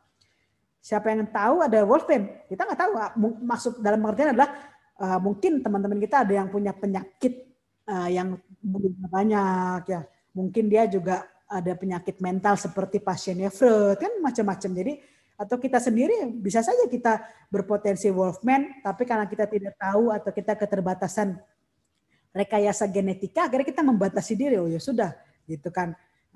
Itu perlu dikaji lagi karena kita biar gimana akan terus berkembang ilmu modernisme ini. Nah, melengkapi khazanah ilmu metafisika yang terkadang diragukan oleh kaum religius dan dicemooh oleh kaum scientific murni. Artinya, kadang ketika kita membahas suatu hal, ya, terutama terkait unknown worlds, ya, atau dunia terestrial itu, bagi yang kaum agamis, religius, lu apa sih, lu ngapain percaya UFO, percaya alien, Wolfman, ngapain gak guna. Padahal sebetulnya kalau kita berpikir lebih jauh, sangat banyak manfaatnya. Kita jadi tahu kan, oh apa sih yang terjadi di abad pertengahan, oh ternyata banyak loh orang-orang yang dituduh Wolfman dimatikan. Itu kan suatu bentuk ketidakadilan, gitu. Kalau kita di zaman sekarang ini membela keadilan, kan banyak ketidakadilan terjadi dari zaman dulu. Nah, hal-hal seperti itu yang menurut saya lebih penting daripada si sosok Wolfman itu sendiri, gitu, ya. Dan juga turut ambil bagian dalam perdebatan abadi, ya, evolusi Darwin, teori kreasi tadi, ya, terkait genetika tadi, ya. Apakah kita ini dari monyet atau gimana, itu kan perlu kita masih terus berdiskusi, jangan berhenti berdiskusi. Memiliki imajinasi tanpa batas tentang ihwal asal adanya beragam tipe manusia, sehingga lebih menghormati keberagaman atau multikulturalisme yang ada di masyarakat sehari-hari. Artinya ketika kita terbiasa, ya artinya ketika nanti mungkin di perang bintang berikutnya kita sudah bersahabat dengan wolfman yang ada, atau tetangga kita wolfman, kita sudah, oh ya sudah, dia wolfman, selesai. Atau dia memilih menjadi wolfman. Nah, kita nggak boleh memaksakan gitu ya. Ya masing-masing orang aja gitu. Nah, kita artinya melatih diri kita untuk menerima keberagaman. Mengalihkan rutinitas kesibukan pekerjaan sekolah untuk bisa menggali potensi superpower diri. Misalnya berubah menjadi lebih baik, berubah adalah kata kunci wolfman namun menjadi lebih bengis. Artinya di sini adalah ketika kita mempelajari wolfman, di situ kan ada makna perubahan ya. Jadi dari manusia berubah menjadi serigala ya, menjadi manusia serigala. Apa maknanya mempelajari itu wolfman yang berubah? Artinya kita juga sebagai manusia harus berubah. Berubahnya kalau wolfman kan menjadi lebih bengis ya. Kalau kita kan manusia menjadi lebih baik ya, lebih toleran, lebih menghargai perbedaan, lebih kritis lagi dalam memahami sesuatu, lebih mungkin lebih apa ya, lebih responsif dengan keadaan yang ada. Kalau kita misalnya tinggal di daerah mitigasi bencana, kita harus lebih aware ya, lebih alert dengan mitigasi bencana. Jadi itu sebetulnya melatih kita manusia yang selalu berdinamika dan berkembang, selalu berubah dan selalu siap sedia. Itu sebetulnya memiliki pemahaman tentang wolfman sebetulnya ke arah sana. Kita siap sedia, kita memahami keberagaman dan critical thinking. Nah ini referensi yang saya pakai ya, juga PDF juga saya belum sempat masukkan tadi ya, karena sudah keburu jadi ini dipanggil di Unhan Sentul. Tapi nggak apa-apa, ini referensi yang bisa melengkapi, juga film-filmnya bisa teman-teman tonton ya. Nah, terima kasih terutama kepada Mas Reza ya, Mas Nur Agustinus, Mas Nugi ya, ini link ya, link tentang PPT saya ini bisa di-download di link ini, nanti saya kasih di chat Zoom ya. Nah ini sebetulnya saya ada giveaway ini ya untuk 2 orang. Tapi saya kembalikan dulu ke Mas Reza ya. Saya ada giveaway 2 ya. Jadi ceritakan kembali tentang maksud Freud menggunakan istilah wolfman di dalam studi eksperimen psikologinya dan sebutkan apa saja karakteristik kekhasan narasi tentang wolfman. Giveaway-nya untuk 2 orang. Tapi saya kembalikan dulu ke Mas Reza. Terima kasih Mas. Oke, terima kasih Bu Jen atas pemaparannya. Nah ini bagaimana kalau kita ke giveaway-nya dulu aja. nanti setelah giveaway-nya itu boleh. Apa namanya? Ada tanya jawab, sesi tanya jawab. Mungkin bisa di-share ulang tadi pertanyaannya Bu Janani. Ya, jadi nanti Mas Reza pilih ya 1 orang ya. Yang pertama, ceritakan kembali maksud Freud menggunakan istilah wolfman di dalam studi eksperimen psikologi ya. Silakan. Oke, nah nanti yang mau menjawab bisa raise hand gitu ya. Raise hand di Zoom. Ya, Mas Reza nanti pilih siapa, nanti silahkan beliau berbicara. Ya, silakan bagi yang ingin tadi menjawab pertanyaan dari Bu Jan tadi tentang ceritakan kembali sih maksud Freud menggunakan istilah wolfman dalam studi eksperimen psikologinya. Tuh ada tuh, Mas Andi Reza. Mas, sebentar. Sudah ada yang raise hand ya? Tadi kok saya di sini nggak bisa lihat ya? Tuh Andi Reza itu ada. Oh, sebentar. Andi. Oh yeah, ada. Nah ini, silakan Mas Andi. Oke, ini saya jujur telat gabungnya ya, tapi saya mau coba menjawab ya. Mas Andi suaranya putus-putus. Sekarang putus-putus. Oh enggak. Oke, jadi sepenangkapan saya ya, itu wolfman itu seperti wujud perlawanan masyarakat tertindas kepada yang punya kuasa gitu, yang punya kuasa entah raja atau organisasi apapun itu ya, sebagai wujud gimana ya, kok masyarakat ini juga punya power ya, simbol powernya adalah ya wolfman itu ya, masyarakat biasa ini juga punya apa itu power untuk apa istilahnya ya sewaktu-waktu menjadi wolfman, sehingga pihak-pihak yang berkuasa ini akan mikir-mikir kalau nindas apa tuh masyarakat kecil ya, mohon maaf kalau salah ya gak, ya terima kasih, itu aja. Nah, gimana Bu Jen, atau mau apa namanya, Itu- mencari jawaban lagi dari Itu tadi teman-teman. jawabannya buat kalau saya tanyanya makna Wolfman di abad pertengahan. Itu. Ini kan tentang Sigmund Freud gimana? Ya. Iya. Oke, Ini Mas Pes. Nur. Itu ada Pak Edi Mulyono tuh. Oh, Pak Edi Mulyono. Bentar. Pak Edi, silakan Pak Edi. Halo, selamat malam Mas Reza, Malam. Ibu Ya, Zani. terputus Saya ya. menjawab Ya, pertanyaan yang pertama. Pasien dari Sigmund Freud itu sebenarnya dia mengidolakan sosok seorang ayahnya yang begitu sempurna, di mana dia sendiri merasa bahwa dia tidak seperti ayahnya yang sempurna itu, sehingga mencoba untuk berubah, tidak menjadi dirinya sendiri, tapi berusaha untuk berubah seperti ayahnya. Namun hal ini juga sehingga dalam hal ini Sigmund Freud menganggap bahwa kasus ini adalah seperti Wolfman. Jadi perubahan bentuk dari wujud dirinya sebenarnya ke tokoh yang dipujanya, yaitu dalam hal ini adalah pasien itu adalah ayahnya sendiri yang begitu sempurna. Demikian Ibu Zani jawaban dari saya. Terima kasih. baik. Ya. Ini apakah yang resen harus menjawab dua-duanya, Bu Jen? Tadi saya ngeliatnya Pak Edi duluan ini, jadi ya betul ya jawaban Pak Edi. Nanti tolong WA ke Mas Reza, apa alamat ya, ada hadiah menarik. Oke, siap. Terima kasih Bu Zani. Terima kasih Mas Edi. Nah, giveaway kedua nih, sebutkan apa saja karakteristik atau kekhasan narasi tentang Wolfman. Silakan. Silakan.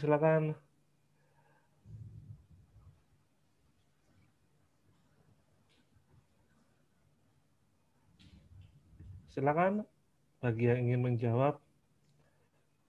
Ya, jangan Mas Edi lagi, yang lain. Iya. Jadi ada macam-macam kekhasan Wolfman apa saja gitu ya. Ada apa gitu. Ini giveaway-nya nih misterius nih. Jangan-jangan Happy Meals edisi BTS. Enggak.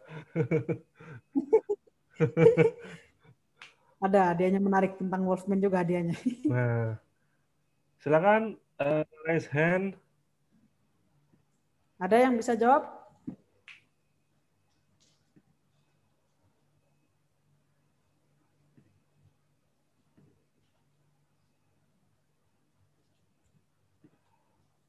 Silakan. Apa karakteristik kekhasan narasi tentang Wolfman? Nah, jadi ketika Wolfman tuh ada apa aja tuh, simbol-simbol gitu ada apa aja tuh. Gampang itu. Nah, iya. Saya nggak boleh jawab lagi ya. Oh, nggak boleh. Nah, Thomas, siapa tadi ya? Silakan aja. Tentang karakteristiknya ya. Nah. Apa aja? Ya, apa aja coba.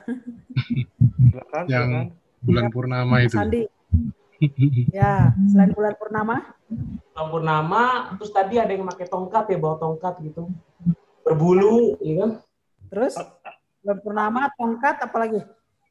Ya sifatnya yang kasar gitu, ganas. Ya, sifatnya ganas. Ya. Apalagi sering kegagalan cinta kayak. Unsur romantisme lah ya. Cemburuan mungkin ya, kalau ya maksudnya ngelihat bapaknya seperti itu gitu. Ya, yang saya tahu sih tadi yang ada tongkat gitu. Malam hari. Ya, betul. Jadi ya, bulan purnama ya. Bulan purnama, kegagalan cinta sama ganas, sifat dia ganas ya. Iya. Oke. Ya, terima kasih Mas Sandi. Nanti Mas Sandi dan Mas Edi WA Mas Reza ya, atau di chatnya ke Mas Reza alamatnya ya.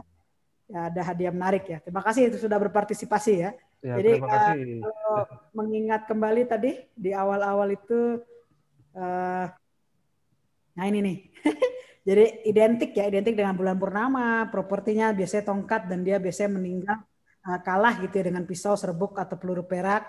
Ada unsur romantisme ya, terutama kegagalan cintanya dan unsur agama dalam hal ini Katolik Romawi, karena kita konteksnya abad pertengahan ya, di mana di situ Katolik Romawi sangat dominan ya, berkuasa. Nah ini sini bahkan ada gambar, sebenarnya ini gambar sindiran ya, gambar sindiran ini kan Thomas Aquinas dengan Wolfman berdansa gitu. Jadi seolah-olah Wolfman ini apa namanya, itu tadi ekspresi rakyat gitu ya, ingin dianggap setara dengan kekuasaan, artinya dengan pemerintahan maupun dengan apa penguasa agama gitu ya. Ingin setara, artinya ingin berdansa itu nanti setara, ya gitu ya.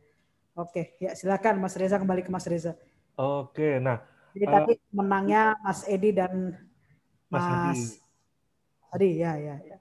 Nah, ini sudah ada beberapa pertanyaan ini Bu Jan. Mudah-mudahan nanti tidak terlalu menyita banyak waktunya Bu Jan nanti.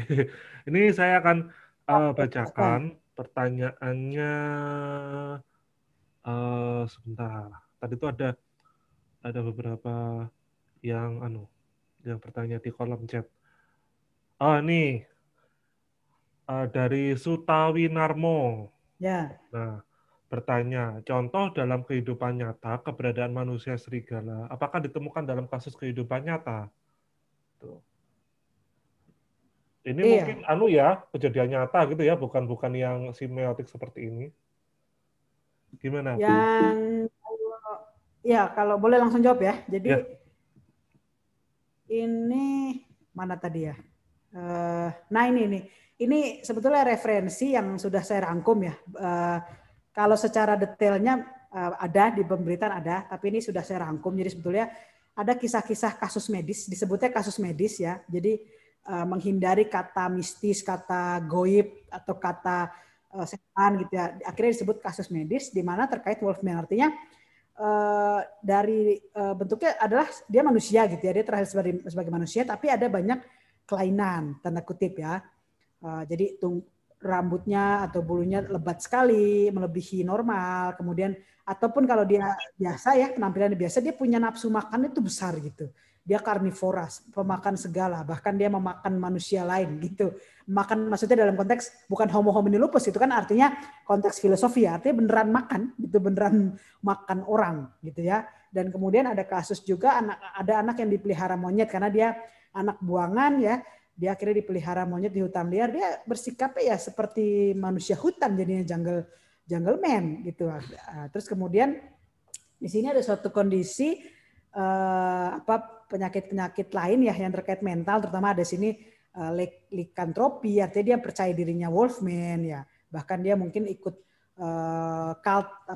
kultus tertentu gitu ya, tentang yang mengarah ke mistis, kemudian ingin mengubah beneran dirinya menjadi Wolfman gitu, ada juga. Kemudian ada termasuk ke dalam orang-orang yang rabies, dalam pengertian rabiesnya udah ekstrim ya, bukan terkena rabies atau gimana, tapi dia menjadi ekstrim, dia menjadi ganas gitu, dia menjadi tidak bisa dikendalikan. Dan kemudian ada penyakit mental juga, halusinasi di sini karena tadi gara-gara hallucinogenic herbs ya, jadi herbal tertentu yang membuat dirinya seperti serigala gitu, jadinya perilakunya, kemudian tabiatnya, dan dia akhirnya hidupnya udah mending di hutan. Itu ada. Ini kasus yang sebetulnya sudah saya rangkum yang disebut kasus-kasus medis terkait Wolfman. Ada. Ya. Ya, halusinasi genik ini saya juga pernah dengar sih. Jadi ada yang apa namanya? Saya lupa namanya, Daiblo apa gitu namanya. Orang bisa ketawa-ketawa sendiri. Iya, ada Iya. Ya, nah itu dia, ada tanaman tertentu sejenis ganja, mungkin satu rumput dengan ganja, itu satu familia mungkin dengan ganja. Akhirnya kalau makan itu jadi ketawa-tawa sendiri. Nah, kalau konteksnya ini dia menimbulkan halusinasi tapi akhirnya melukai orang gitu. Jadi dia terhalusinasi tapi kemudian melukai orang lain. Dia gigit itu temennya, dia makan bahkan gitu. Jadi ini hal-hal yang kasus medis yang mungkin kalau kita sudah belajar ilmu genetika secara lebih mendalam atau ilmu lainnya, ilmu psikologi, bisa tahu kenapa nih ada orang punya psychological seperti itu gitu. Mesti didalami lagi memang. Betul. Nah, ini ada komen dari Mas Handi. Menarik, berarti Wolfman itu lahir dari situasi politik saat itu yang mana akan ada makhluk yang bisa ganas karena melawan sebuah kekuasaan korup.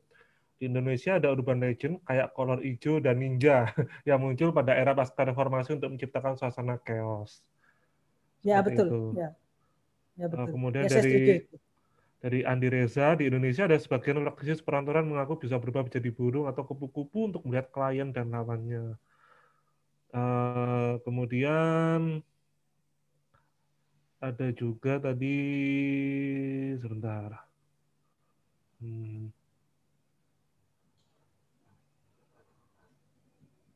Mana tadi ya? Oh ini dari Sumbo Tinar Buko.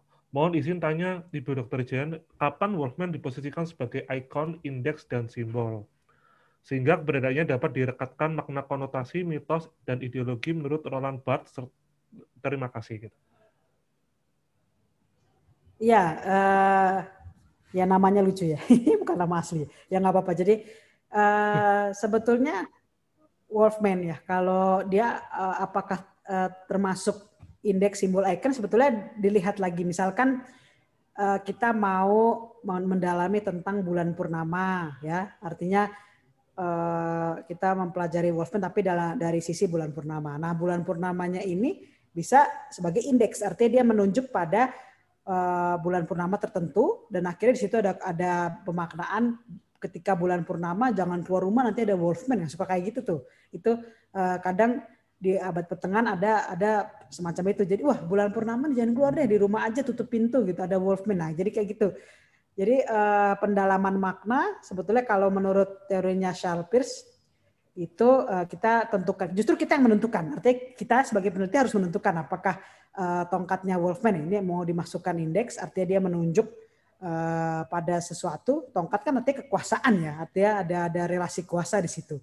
Atau dia sebagai simbol, artinya di situ tongkatnya Wolfman ini mewakili kehadiran Wolfman. Artinya ketika Bapak Ibu jalan terus ketemu tongkatnya Wolfman, ada Wolfman di sini, itu bisa jadi. Atau kemudian dia icon, artinya ya si tongkatnya itu yang akhirnya berubah menjadi Wolfman. Tapi kalau tongkat lebih cocok indeks atau simbol gitu ya. Nah, bagaimana menentukannya?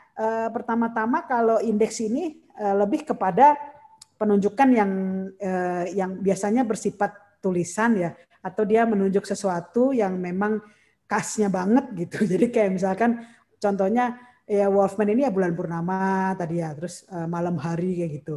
Terus kemudian kalau simbol ini mewakili tidak sama nih, artinya biasanya bisa dipegang ya. Kalau kita biasanya tongkat gitu, bisa, itu sesuatu hal yang bisa kita pegang, bisa kita secara kasat mata bisa kita lihat, itu biasanya menjadi simbol.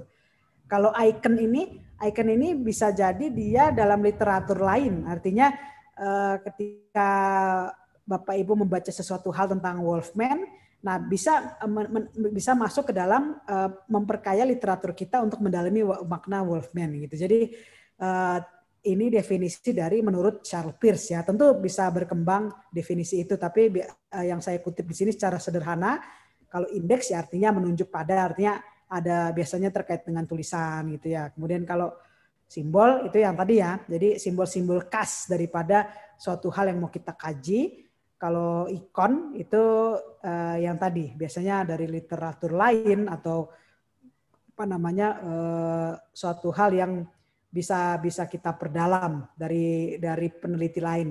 Contohnya misalkan di sini kalau kita mau analisis langsung ya, contohnya Wolfman ya, dari sisi bulan purnama misalkan.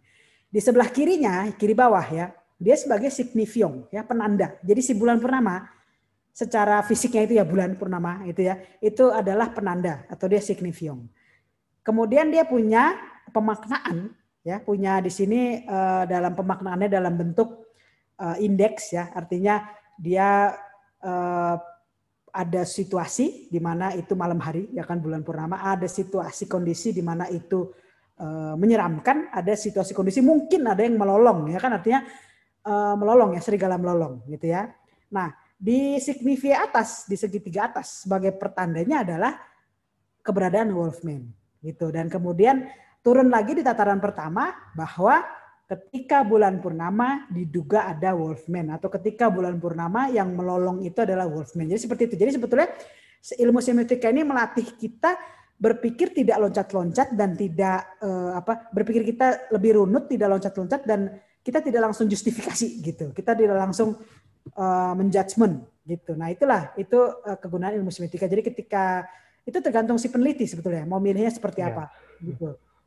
Itu contohnya itu. Kalau kita meneliti bulan purnama terkait Wolfman ya itu. Jadi ada urutan berpikir yang harus kita gambarkan dengan segitiga itu, one by one ya, satu demi satu, dan satu segitiga aja bisa lama itu kita menjustifikasi, karena di situ kita dipertanggungjawabkan apa betul di situ yang melolong itu Wolfman, apa betul yang melolong itu serigala, jangan-jangan anjing biasa melolong gitu. Jadi itulah gunanya ilmu semiotika. Termasuk nanti pemaknaan, nanti kalau misalkan teman-teman Beta Talks mendefinisikan UFO atau alien ya, itu bisa dengan ilmu semiotika. Artinya apa kekasan dari apa kekasan dari UFO atau alien? Teman-teman list dulu apa, misalkan. Kalau tadi kan saya udah list ya, ada Wolfman, bulan purnama, malam hari, unsur romantisme, gereja Katolik lah. Coba UFO alien, di list dulu aja, nanti teman-teman tentukan apakah ini indeks, simbol, icon gitu ya, tentu dengan referensi ilmiah yang bisa dipertanggungjawabkan ya, artinya cocok bahwa oh ya misalkan piring terbang itu kan khas sekali dengan UFO, tapi maknanya apa? Apakah piring terbang itu selalu UFO secara pertanda? Nah itu dia gitu, itulah kegunaan ilmu semiotika, dan menurut saya penting ketika mengkaji dunia terestrial menggunakan ilmu semiotika ini. Demikian, Mas. Betul. Iya, Bu. Saya dulu pernah membawakan Beta Talks. Itu waktu itu temanya tentang mitos UFO dari zaman ke zaman. Itu saya pakai Roland Barthes. Cuman ya karena saya tidak terlalu mendalami detail. Di situ memang saya coba merangkai-rangkai gitu kan. Kenapa sih UFO pada saat itu benda terbang itu pada setiap masa itu dikaji sebagai apa gitu. Ada yang dulu tuh dianggap sebagai sesuatu yang mungkin evil, kemudian yang kedua itu kayak pertanda-pertanda petunjuk dari Tuhan gitu. Terus terus seiring ada laporan UFO itu kemudian dijadikan simbol apa seperti itu. Tapi mungkin kurang detail sih. Ayo mungkin kapan-kapan nanti PowerPoint-nya bisa saya berikan kepada Ibu Jen. Ya, boleh link YouTube-nya ya. Ya. Ini ada pertanyaan lagi dari Nuni Chow. Ibu Dr. Jen, saya ingin bertanya mengapa serigala selalu identik atau berkaitan erat dengan bulan purnama? Apa tadi sudah dijelaskan belum ya? Ya, kalau menurut saya karena tadi latar belakang ini ya, hutan-hutan pinus ini di Eropa ini.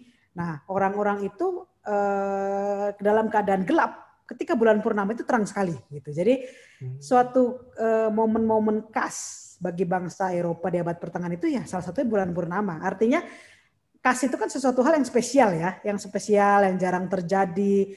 Kemudian yang suatu anugerah gitu yang dinanti-nanti gitulah. Yang dinanti-nanti, bulan purnama terang gitu kan. Ini karena latar belakang geografisnya pinusnya itu sangat gelap tajam. Ketika ada bulan purnama terang, mereka keluar rumah gitu. Makanya pada waktu itu ada perkataan gitu, wah bulan purnama nih gitu. Ya walaupun demen main keluar rumah jangan malam-malam ada Wolfman gitu. Jadi itu menurut saya ya karena kembali ke sejarah asalnya itu yang dilukiskannya banyak di Eropa gitu. Jadinya terkaitnya bulan purnama gitu. Kalau menurut saya. Oke.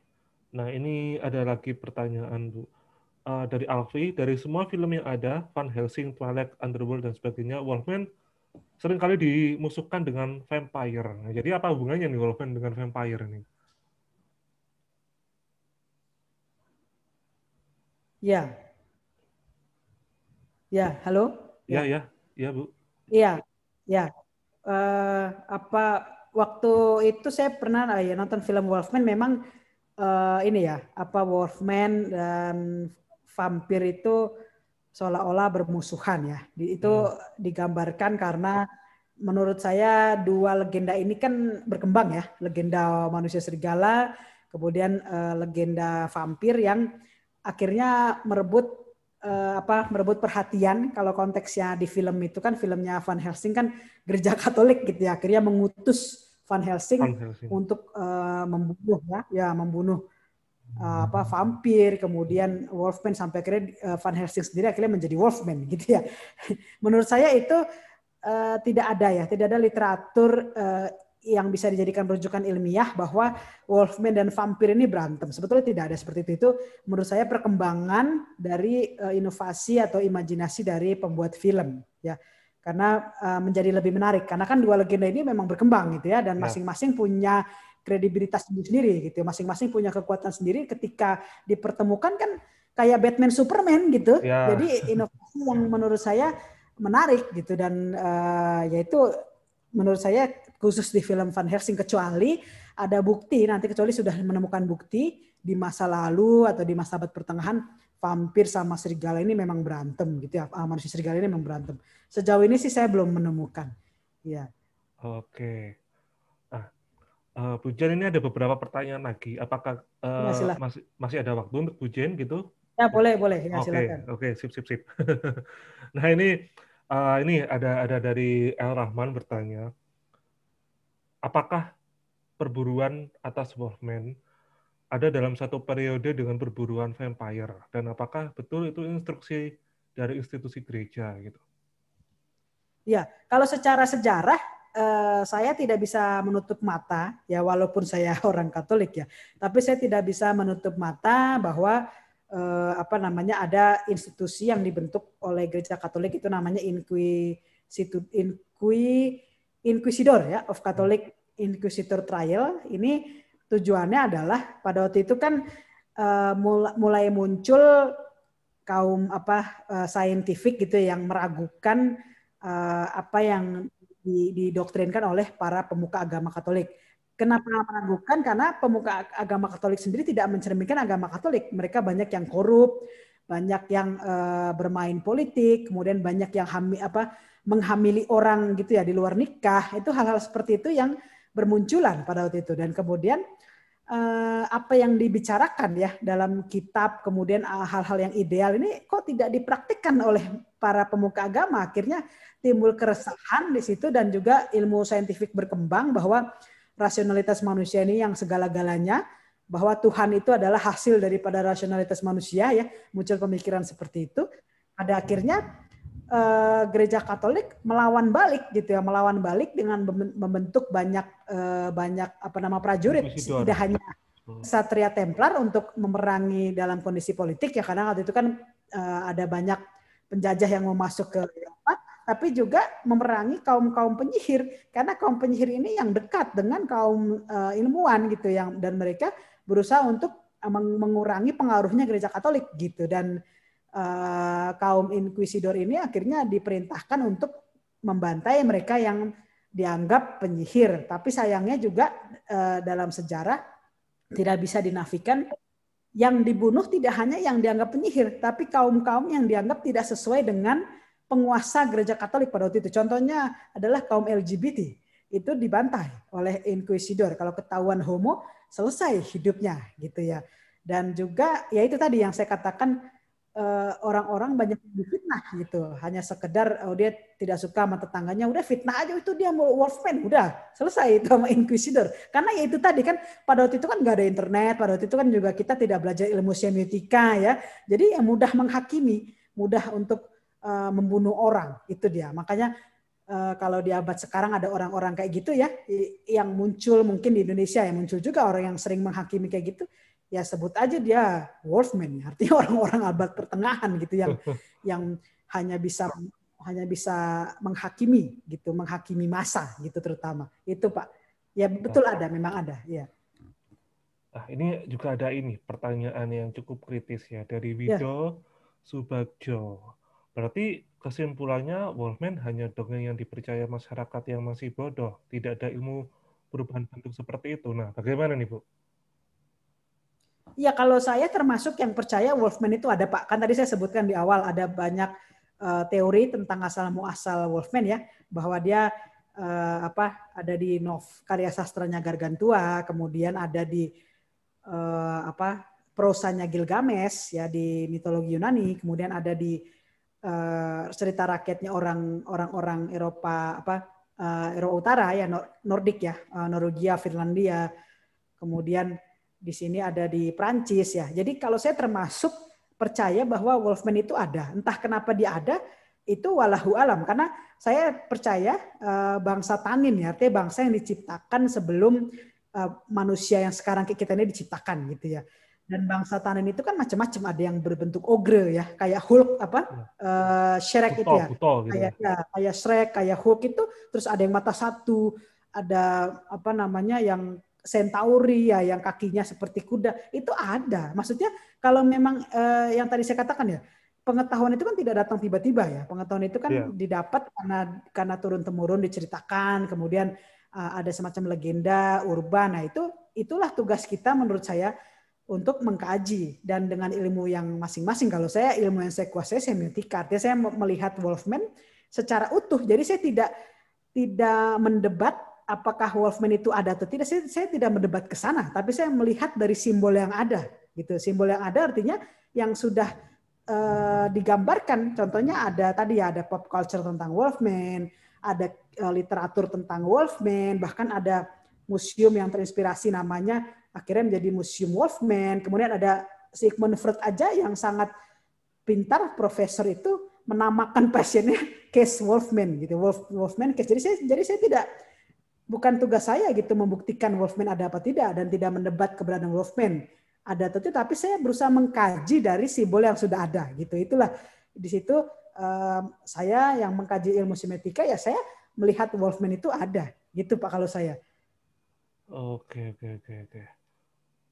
Wah, ini ada yang memberikan kayak 3 kasus Eropa yang diduga menjadi manusia jadi serigala, kayak Gilles Gilmer dari Prancis, kemudian Manuel Blanco, terus ada Peter Stoop.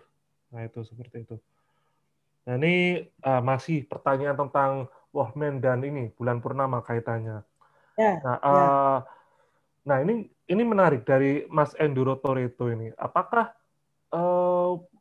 memang bulan purnama itu bisa memicu transformasi seorang menjadi Wolfman, atau balik lagi itu keperluan industri film gitu, kira-kira seperti itu?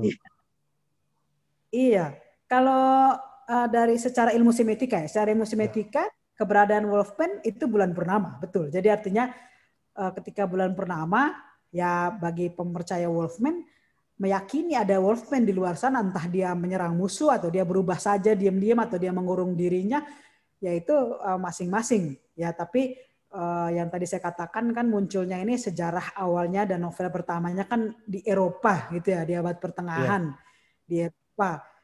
Jadi bulan purnama dianggap hal yang spesial gitu. Artinya ketika ada Wolfman kan artinya spesial ya kan, manusia yang tidak biasa, manusia bisa berubah jadi serigala. Nah itu dikaitkan gitu. Jadinya oh Wolfman nih muncul atau yang melonglong itu serigalanya nanti berubah gitu ya. Serigalanya itu dia dulunya manusia gitu ya, bisa saja. Itu menurut saya dari literatur yang ada dan secara semiotika memang bulan purnama simbolnya Wolfman. Iya. Ya. Oke. Jadi memang secara semiotika bulan purnama simbolnya Wolfman. Nah, ini juga ada yang pertanyaan. Ini mungkin pertanyaannya seperti ini. Dari Feria Andrian. Ya. Ini mungkin seperti ini ya. Apa perbedaannya kebijakan Vatikan tentang hal perkara Wolfman yang dulu dan yang sekarang, dan apa yang menjadikan kebijakan ini berubah gitu? Iya, Feria ya. Jadi kalau dalam sejarah Eropa itu kita penting mempelajari abad pertengahan endingnya seperti apa ya. Jadi ketika di abad pertengahan ya dominasi gereja sangat berkuasa, bahkan menentukan seorang menjadi raja ya. Jadi tidak ada raja yang bisa jadi raja tanpa restu Vatikan, sampai segitunya ya, campur tangan agama ke dalam negara. Dan di tahun 1789 berakhirlah sudah hal seperti itu dengan apa? Pertama kalinya seorang raja dipenggal oleh rakyat ya, 1789 revolusi Perancis ya. Pada waktu itu kasus bellinya adalah kas negara kosong. Kas negara kosong, kemudian rakyat kelaparan, bahkan harga roti itu dikabarkan sama dengan harga emas. Jadi harga roti yang biasanya murah sampai berharga seperti emas gitu harga roti, karena saking inflasinya tinggi, kemudian hutang di banknya itu tinggi gitu ya. Karena kan pada waktu itu eksplor Perancis juga Perancis ekspansi gitu, ekspansi keluar ke Amerika Utara besar-besaran. Akhirnya kas negara kosong. Kemudian Marie Antoinette tukang belanja ya kan, foya-foya. Nah, ini pada akhirnya Raja Prancis waktu itu Louis ya, itu dipenggal. Jadi itu kejadian pertama di dunia seorang raja dipenggal oleh rakyatnya. Di mana pada waktu itu abad pertengahan seorang raja itu adalah hal yang luar biasa. Bahkan menjadi seorang uskup ya, uskup Katolik itu luar biasa pengaruhnya gitu. Jadi disitulah titik balik abad pertengahan. Jadi di situ kita menyebutnya abad pencerahan, Renaissance.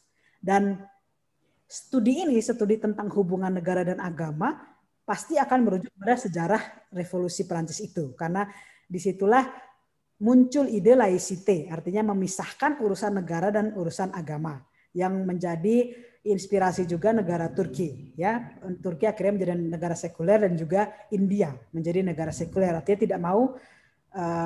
tidak mau seperti Eropa abad pertengahan bahwa agama itu mencampuri politik. Akhirnya dipisah agama politik. Nah, itulah muncul ide sekulerisme ya.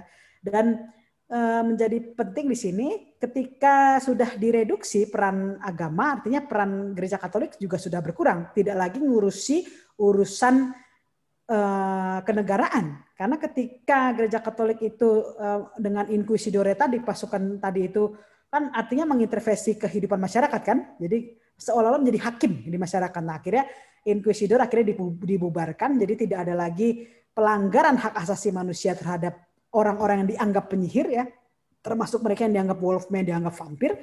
Akhirnya itu kembali kepada hukum yang berlaku ya, kalau dia memang merugikan, artinya ketika ada orang berubah jadi wolfman kemudian dia bunuh orang, ya itu dia dikenakan hukum pidana karena pembunuhannya gitu, bukan karena hukum gereja karena dia berubah jadi setan atau gimana itu.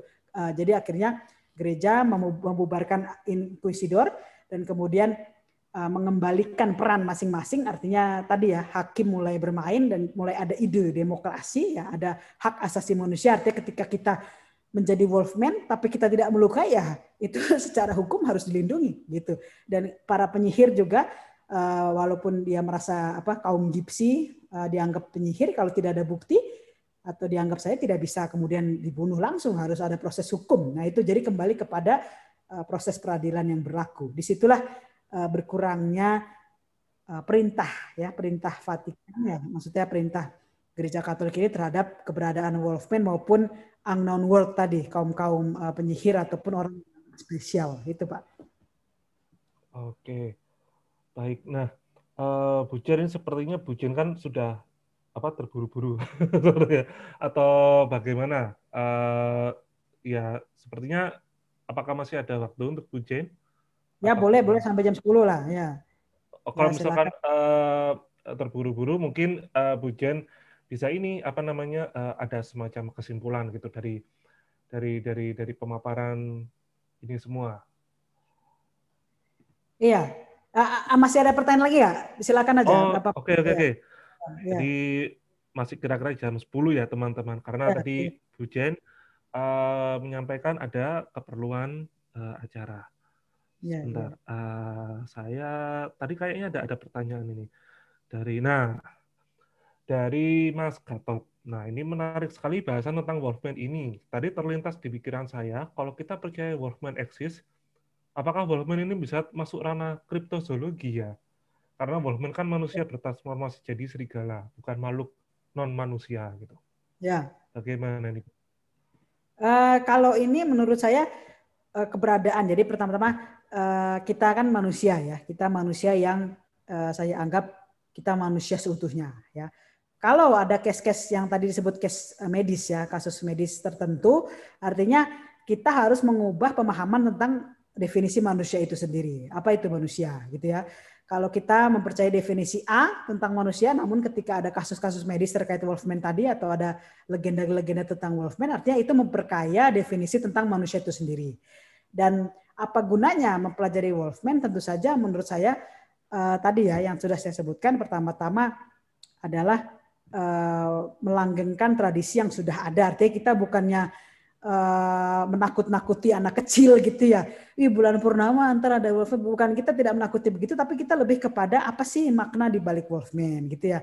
Kenapa ada sosok wolfman ini, kemudian apa gunanya mempelajari wolfman, itu menurut saya lebih kembali kepada kita. Jadi walaupun apakah wolfman ini termasuk kriptologi atau dia shapeshifter tertentu di dalam dunia terestrial, bisa saja, tapi kembali lagi harus memang terbukti ya. Kalau di sini ketika dikaji secara multidisiplin ya ilmu genetika tadi ilmu genetika harus bisa membuktikan memang bahwa manusia benar bisa berubah jadi wolfman. Jadi kita terlepas daripada ada unsur setan, goib, mistis gitu. Terlepas dari itu kita scientific based thinking gitu kalau menurut saya. Jadi harus dibuktikan juga apa betul dia kriptologi ya bisa saja. Kalau bagi saya terkait dengan dunia terestrial, wolfman ini tetap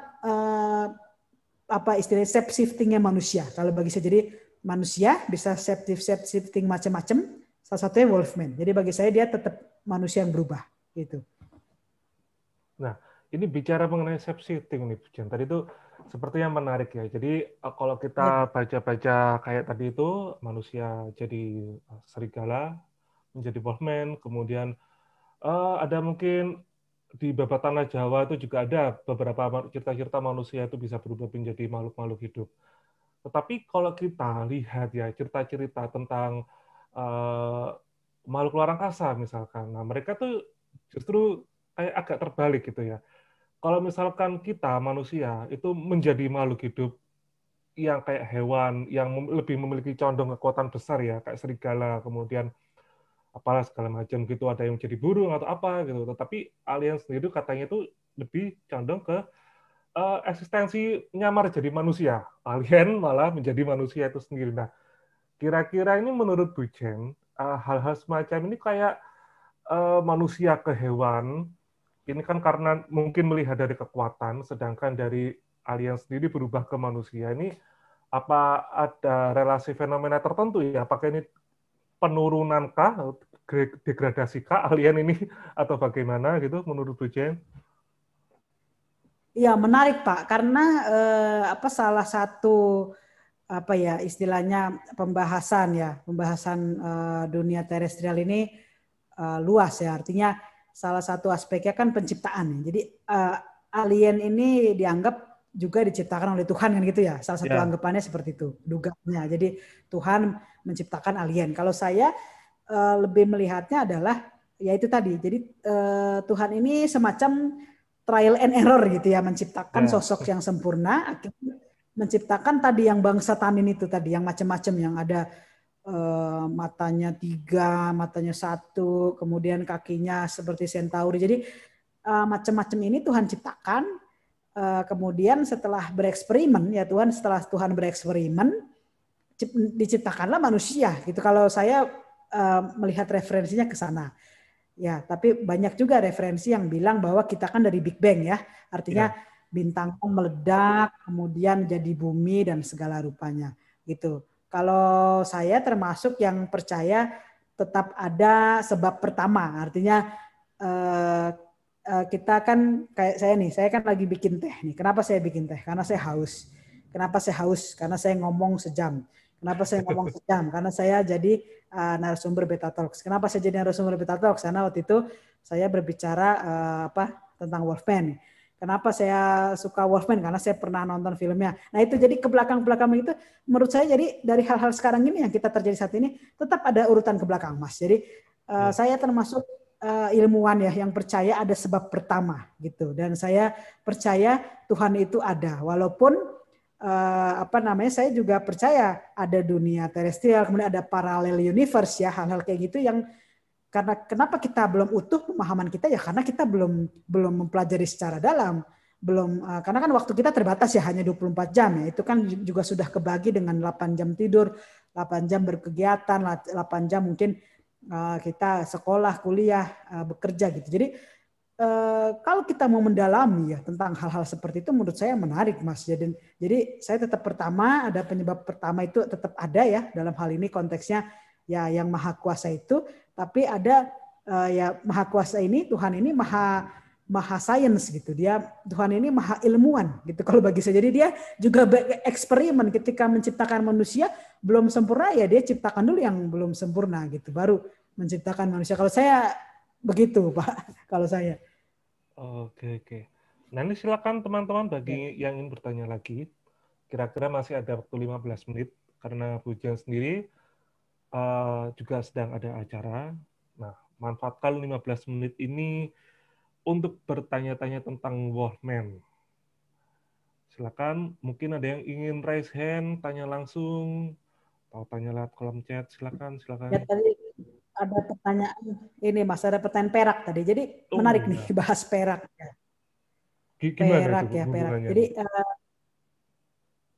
nah kalau yang dari saya baca ya literatur ya tentang perak, ini juga perak ini suatu hal yang spesial ya, yang langka di Eropa. Artinya perak ini kalau secara semiotika dia menjadi penandanya bangsawan. Jadi ketika orang ya punya logo ataupun tulisan ataupun di rumahnya ada simbol perak, oh dia bangsawan gitu. Karena dibuatnya ya kalau dari yang saya baca dibuatnya pertama-tama suatu hal yang dibuat dari perak itu lebih rumit ya, lebih lama, kemudian rusaknya juga lebih lama, artinya dia lebih awet barang-barang dari perak. Terus kemudian ada unsur tadi itu karena bangsawan perak ini, industri perak dikuasai oleh bangsawan. Jadi ketika kita punya perak itu kita keluarga bangsawan itu. Kalau secara semiotika ya.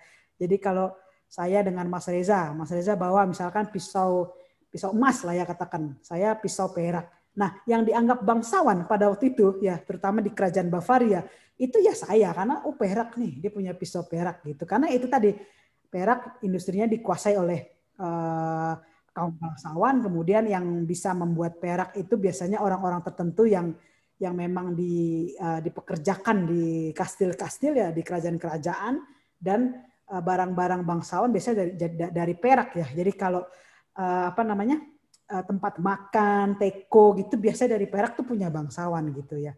Nah, kaitannya apa tadi? Ya kalau menurut saya secara semiotika artinya Wolfman pertama itu dari kerajaan bangsawan. Sama kayak ada yang mengakui vampir itu Abraham Lincoln itu katanya pernah menjadi vampir, kemudian dia sendiri menjadi vampir hunter kan gitu ya, karena dia punya pengalaman katanya berinteraksi dengan vampir, dia pernah digigit katanya, dia akhirnya memburu vampir gitu ya. Itulah hal-hal seperti itu yang dipercaya banyak orang. Kalau menurut analisa saya sih secara ilmu semiotika, artinya Wolfman pertama itu dari kerajaan bangsawan, sama seperti vampir juga. Kalau teman-teman Bapak Ibu tahu kisah Pangeran Dracula dari Romania, kan dia bangsawan, dia seorang pangeran kan, Pangeran Dracula. Dia malam-malam Vlad Tepes ya. Vlad Tepes itu kan dia makan darah lawannya, makan darah prajurit-prajurit yang kalah gitu ya. Terus dia kumpulin di istananya, dia makan darahnya. Ya mungkin dia harus diteliti lagi apakah dia ada kelainan mental atau dia memang menyukai istilahnya darah dianggap sebagai hal yang menyehatkan, bisa aja kan. Jadi dia suka makan darah lawannya, itu Vlad Tepes. Akhirnya kan terkenal Pangeran Dracula gitu. Padahal dia istilahnya tidak menyakiti ya, memang sudah mati itu lawan-lawannya yang udah mati itu yang dikumpulin gitu. Bukannya dia yang menggigit gitu, bukannya itu hal-hal seperti itu ada memang dalam sejarah. Dan analisis saya berarti Wolfman pertama atau Wolfman yang muncul itu dari keluarga bangsawan itu. Oh, kalau misalkan begini, kira-kira bagaimana Ibu ya? Misalkan ini di film-film Hollywood atau mungkin saya kurang tahu apakah di mitos sebenarnya seperti ini. Wolfman ini hanya bisa kalah dengan peluru perak atau apa. Ya, sedangkan Wolfman ini kan pertanda perlawanan. Nah, dengan sesuatu yang dia dikalahkan dengan perak itu misalkan, ya berarti tetap aja penguasanya ini mungkin kayak mereduksi perlawanan. Tapi ya bisa jadi. Bisa jadi ya. Bisa jadi Mas. Kan tadi saya sebutkan secara semiotika ini semacam Wolfman ini penggambaran ekspresi masyarakat gitu ya. Bisa jadi. Dan ketika kalah dengan peluru perak artinya kalah dengan kekuasaan lagi, bisa jadi. Bisa jadi itu. Iya, bisa jadi. Tapi kalau dugaan saya ya karena banyak barang-barang yang perak ini dari bangsawan, kisah Wolfman ini bisa jadi berawal dari bangsawan itu sendiri gitu. Artinya yang menghembuskan kisah Wolfman ini bisa jadi dari keluarga bangsawan kan, berarti kan ketika bulan purnama kan orang-orang pada di dalam pintu ya nggak keluar rumah, takut gitu ya, ketakutan, ada rasa takut gitu ya. Tapi bisa aja di saat bulan purnama itu ada suatu peristiwa politik yang mau diumpetin kan, bisa aja intelijen bekerja kan, atau ada peristiwa tertentu yang pokoknya rakyat nggak boleh tahu. Jadi wah ini di bulan purnama ini karena kan dulu nggak ada HP, yang nggak ada WhatsApp, ya udah bisa aja suatu operasi intelijen luar biasa atau militer, kita ketemu bulan purnama kodenya. Nah, tapi ntar rakyat gimana biar nggak tahu, yaudah kita ciptakan kisah Wolfman, bisa jadi itu. Jadi banyak hal itu kalau ilmu semiotika bisa maknanya banyak. Hanya yang penting adalah ada simbolnya gitu yang bisa diteliti.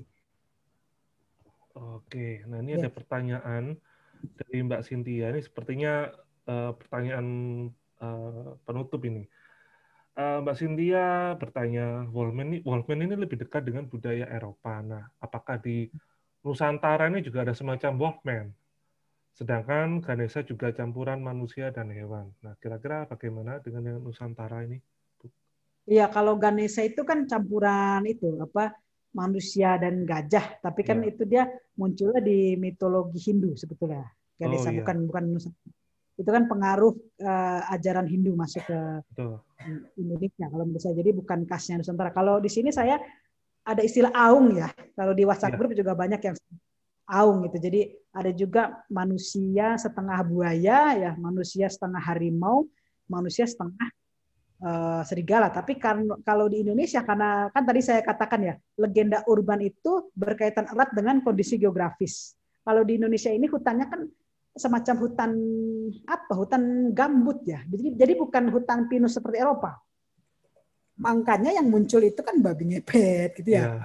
Dan ya itu tadi manusia setengah biawak, manusia setengah buaya, manusia setengah harimau kayak gitu kan tidak ada manusia setengah serigala di Indonesia. Itu kan dari budaya Eropa ya, itu tadi karena hutan pinus yang menjulang tinggi, kemudian gelap sekali kalau malam. Kalau di Indonesia menurut saya tidak ada yang khas manusia serigala khas Indonesia sekali, menurut saya tidak ada itu. Mungkin aung itu sendiri dalam bentuknya lebih ke anjing ya, bukan serigala seperti Eropa. Aung ini lebih banyak seperti dogman lah itu, karena ya itu tadi legenda urban pasti terkait kondisi geografis bangsa tersebut gitu. Ya contohnya kalau di Nordik ya, di daerah-daerah Nordik kayak Finlandia, Norwegia, mana lagi tuh? Finlandia, Norwegia, yang 3 negara di atas itu. Finlandia, Norwegia, Swedia ya. Itu kan terkenal Hulk ya, semacam ogre, semacam manusia ya raksasa gitu. Ya raksasa. Itu kan orang-orang sana, orang-orang Nordik itu secara geografinya itu dia rumahnya gede, terus jarak antar rumah besar, terus kemudian segala halnya besar gitu, lautannya ya, maksudnya cara pandang ya, kita melihat cara pandang masyarakatnya kepada alam sekitarnya itu luas gitu, dan di situ kan hidup legenda ogre ya, legenda di mana ada kaki gede kayak gitu-gitu. Nah kalau menurut saya sangat berkaitan. Kalau di Indonesia tidak ada menurut saya yang khusus ada manusia serigala. Itu berarti pemikirannya impor kalau menurut saya. Lebih banyak itu tadi, lebih banyak manusia manusia harimau, manusia ular gitu-gitu ada itu legenda gitu. Tapi kalau khusus manusia serigala saya belum ini. Ada juga manusia kera, ada juga. Iya. Apa namanya? Lutung Kasarung bukan ya? Bukan ya? Ya, Lutung Kasarung. Ya, kita legenda seperti itu banyak, tapi kalau yang khusus manusia serigala nggak ada. Itu menurut saya dari luar, dari Eropa terutama. Oke. Dan perak gitu, kita kayaknya jarang punya peralatan makan perak, kan jarang kita ya. Kita kan lebih banyak kayu gitu ya. Gitu. Kayu, atau daun, stainless steel. Tradisionalnya.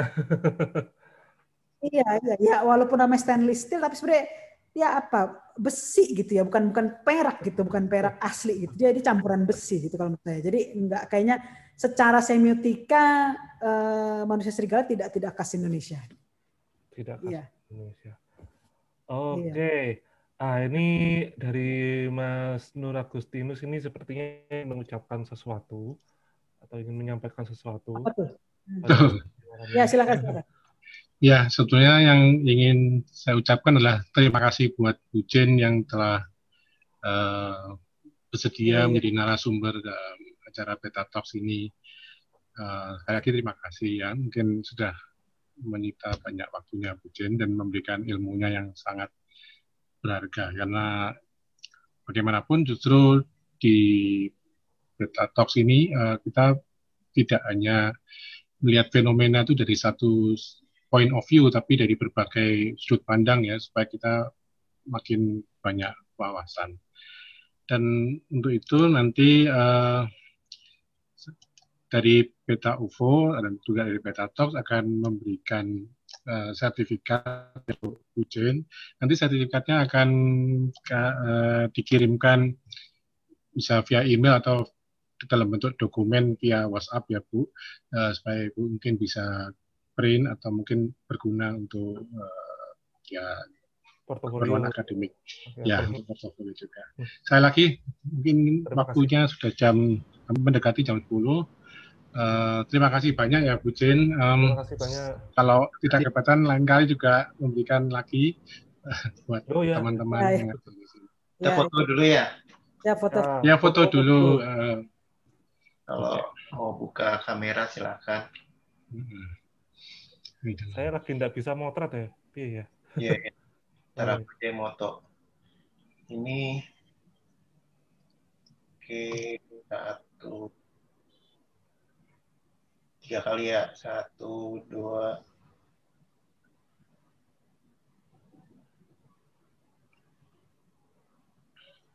Wih. Ada yang terbalik-balik. Aduh, bentar. Ini malah mati. Oke, mulai ya. 1, 2, 3.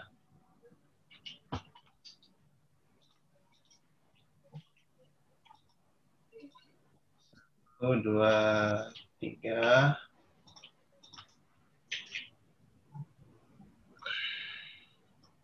Satu, dua, tiga. Oke, makasih semuanya. Ya, terima kasih Bu Jen dan teman-teman yang lainnya. Terima kasih banyak. Ya. Terima kasih sertifikatnya. Ya semoga sama-sama. Bermanfaat ya pemaparan Wolfman ini, artinya melihat dunia teritorial dari perspektif Wolfman. Terima kasih ya. Iya. Terima kasih. Terima kasih. Mas Reza, Mas Nur, Mas Handi, Mas Nugi ya. Ya, makasih. Ketemu di diskusi minggu depan ya. Pasti. Oh ya, mengenai materi dari Bugi nanti bisa di-download di websitenya Beta UFO. Nanti linknya akan saya kirimkan di chatnya ya. Ya, linknya ya. Tadi saya udah sempet ini, saya cobain. Nanti yang 2 orang pemenang giveaway, tolong info. Oh ya, nanti akan saya kirimi alamatnya. Ada sesuatu yang menarik ya terkait Wolfman juga. Peluru perak.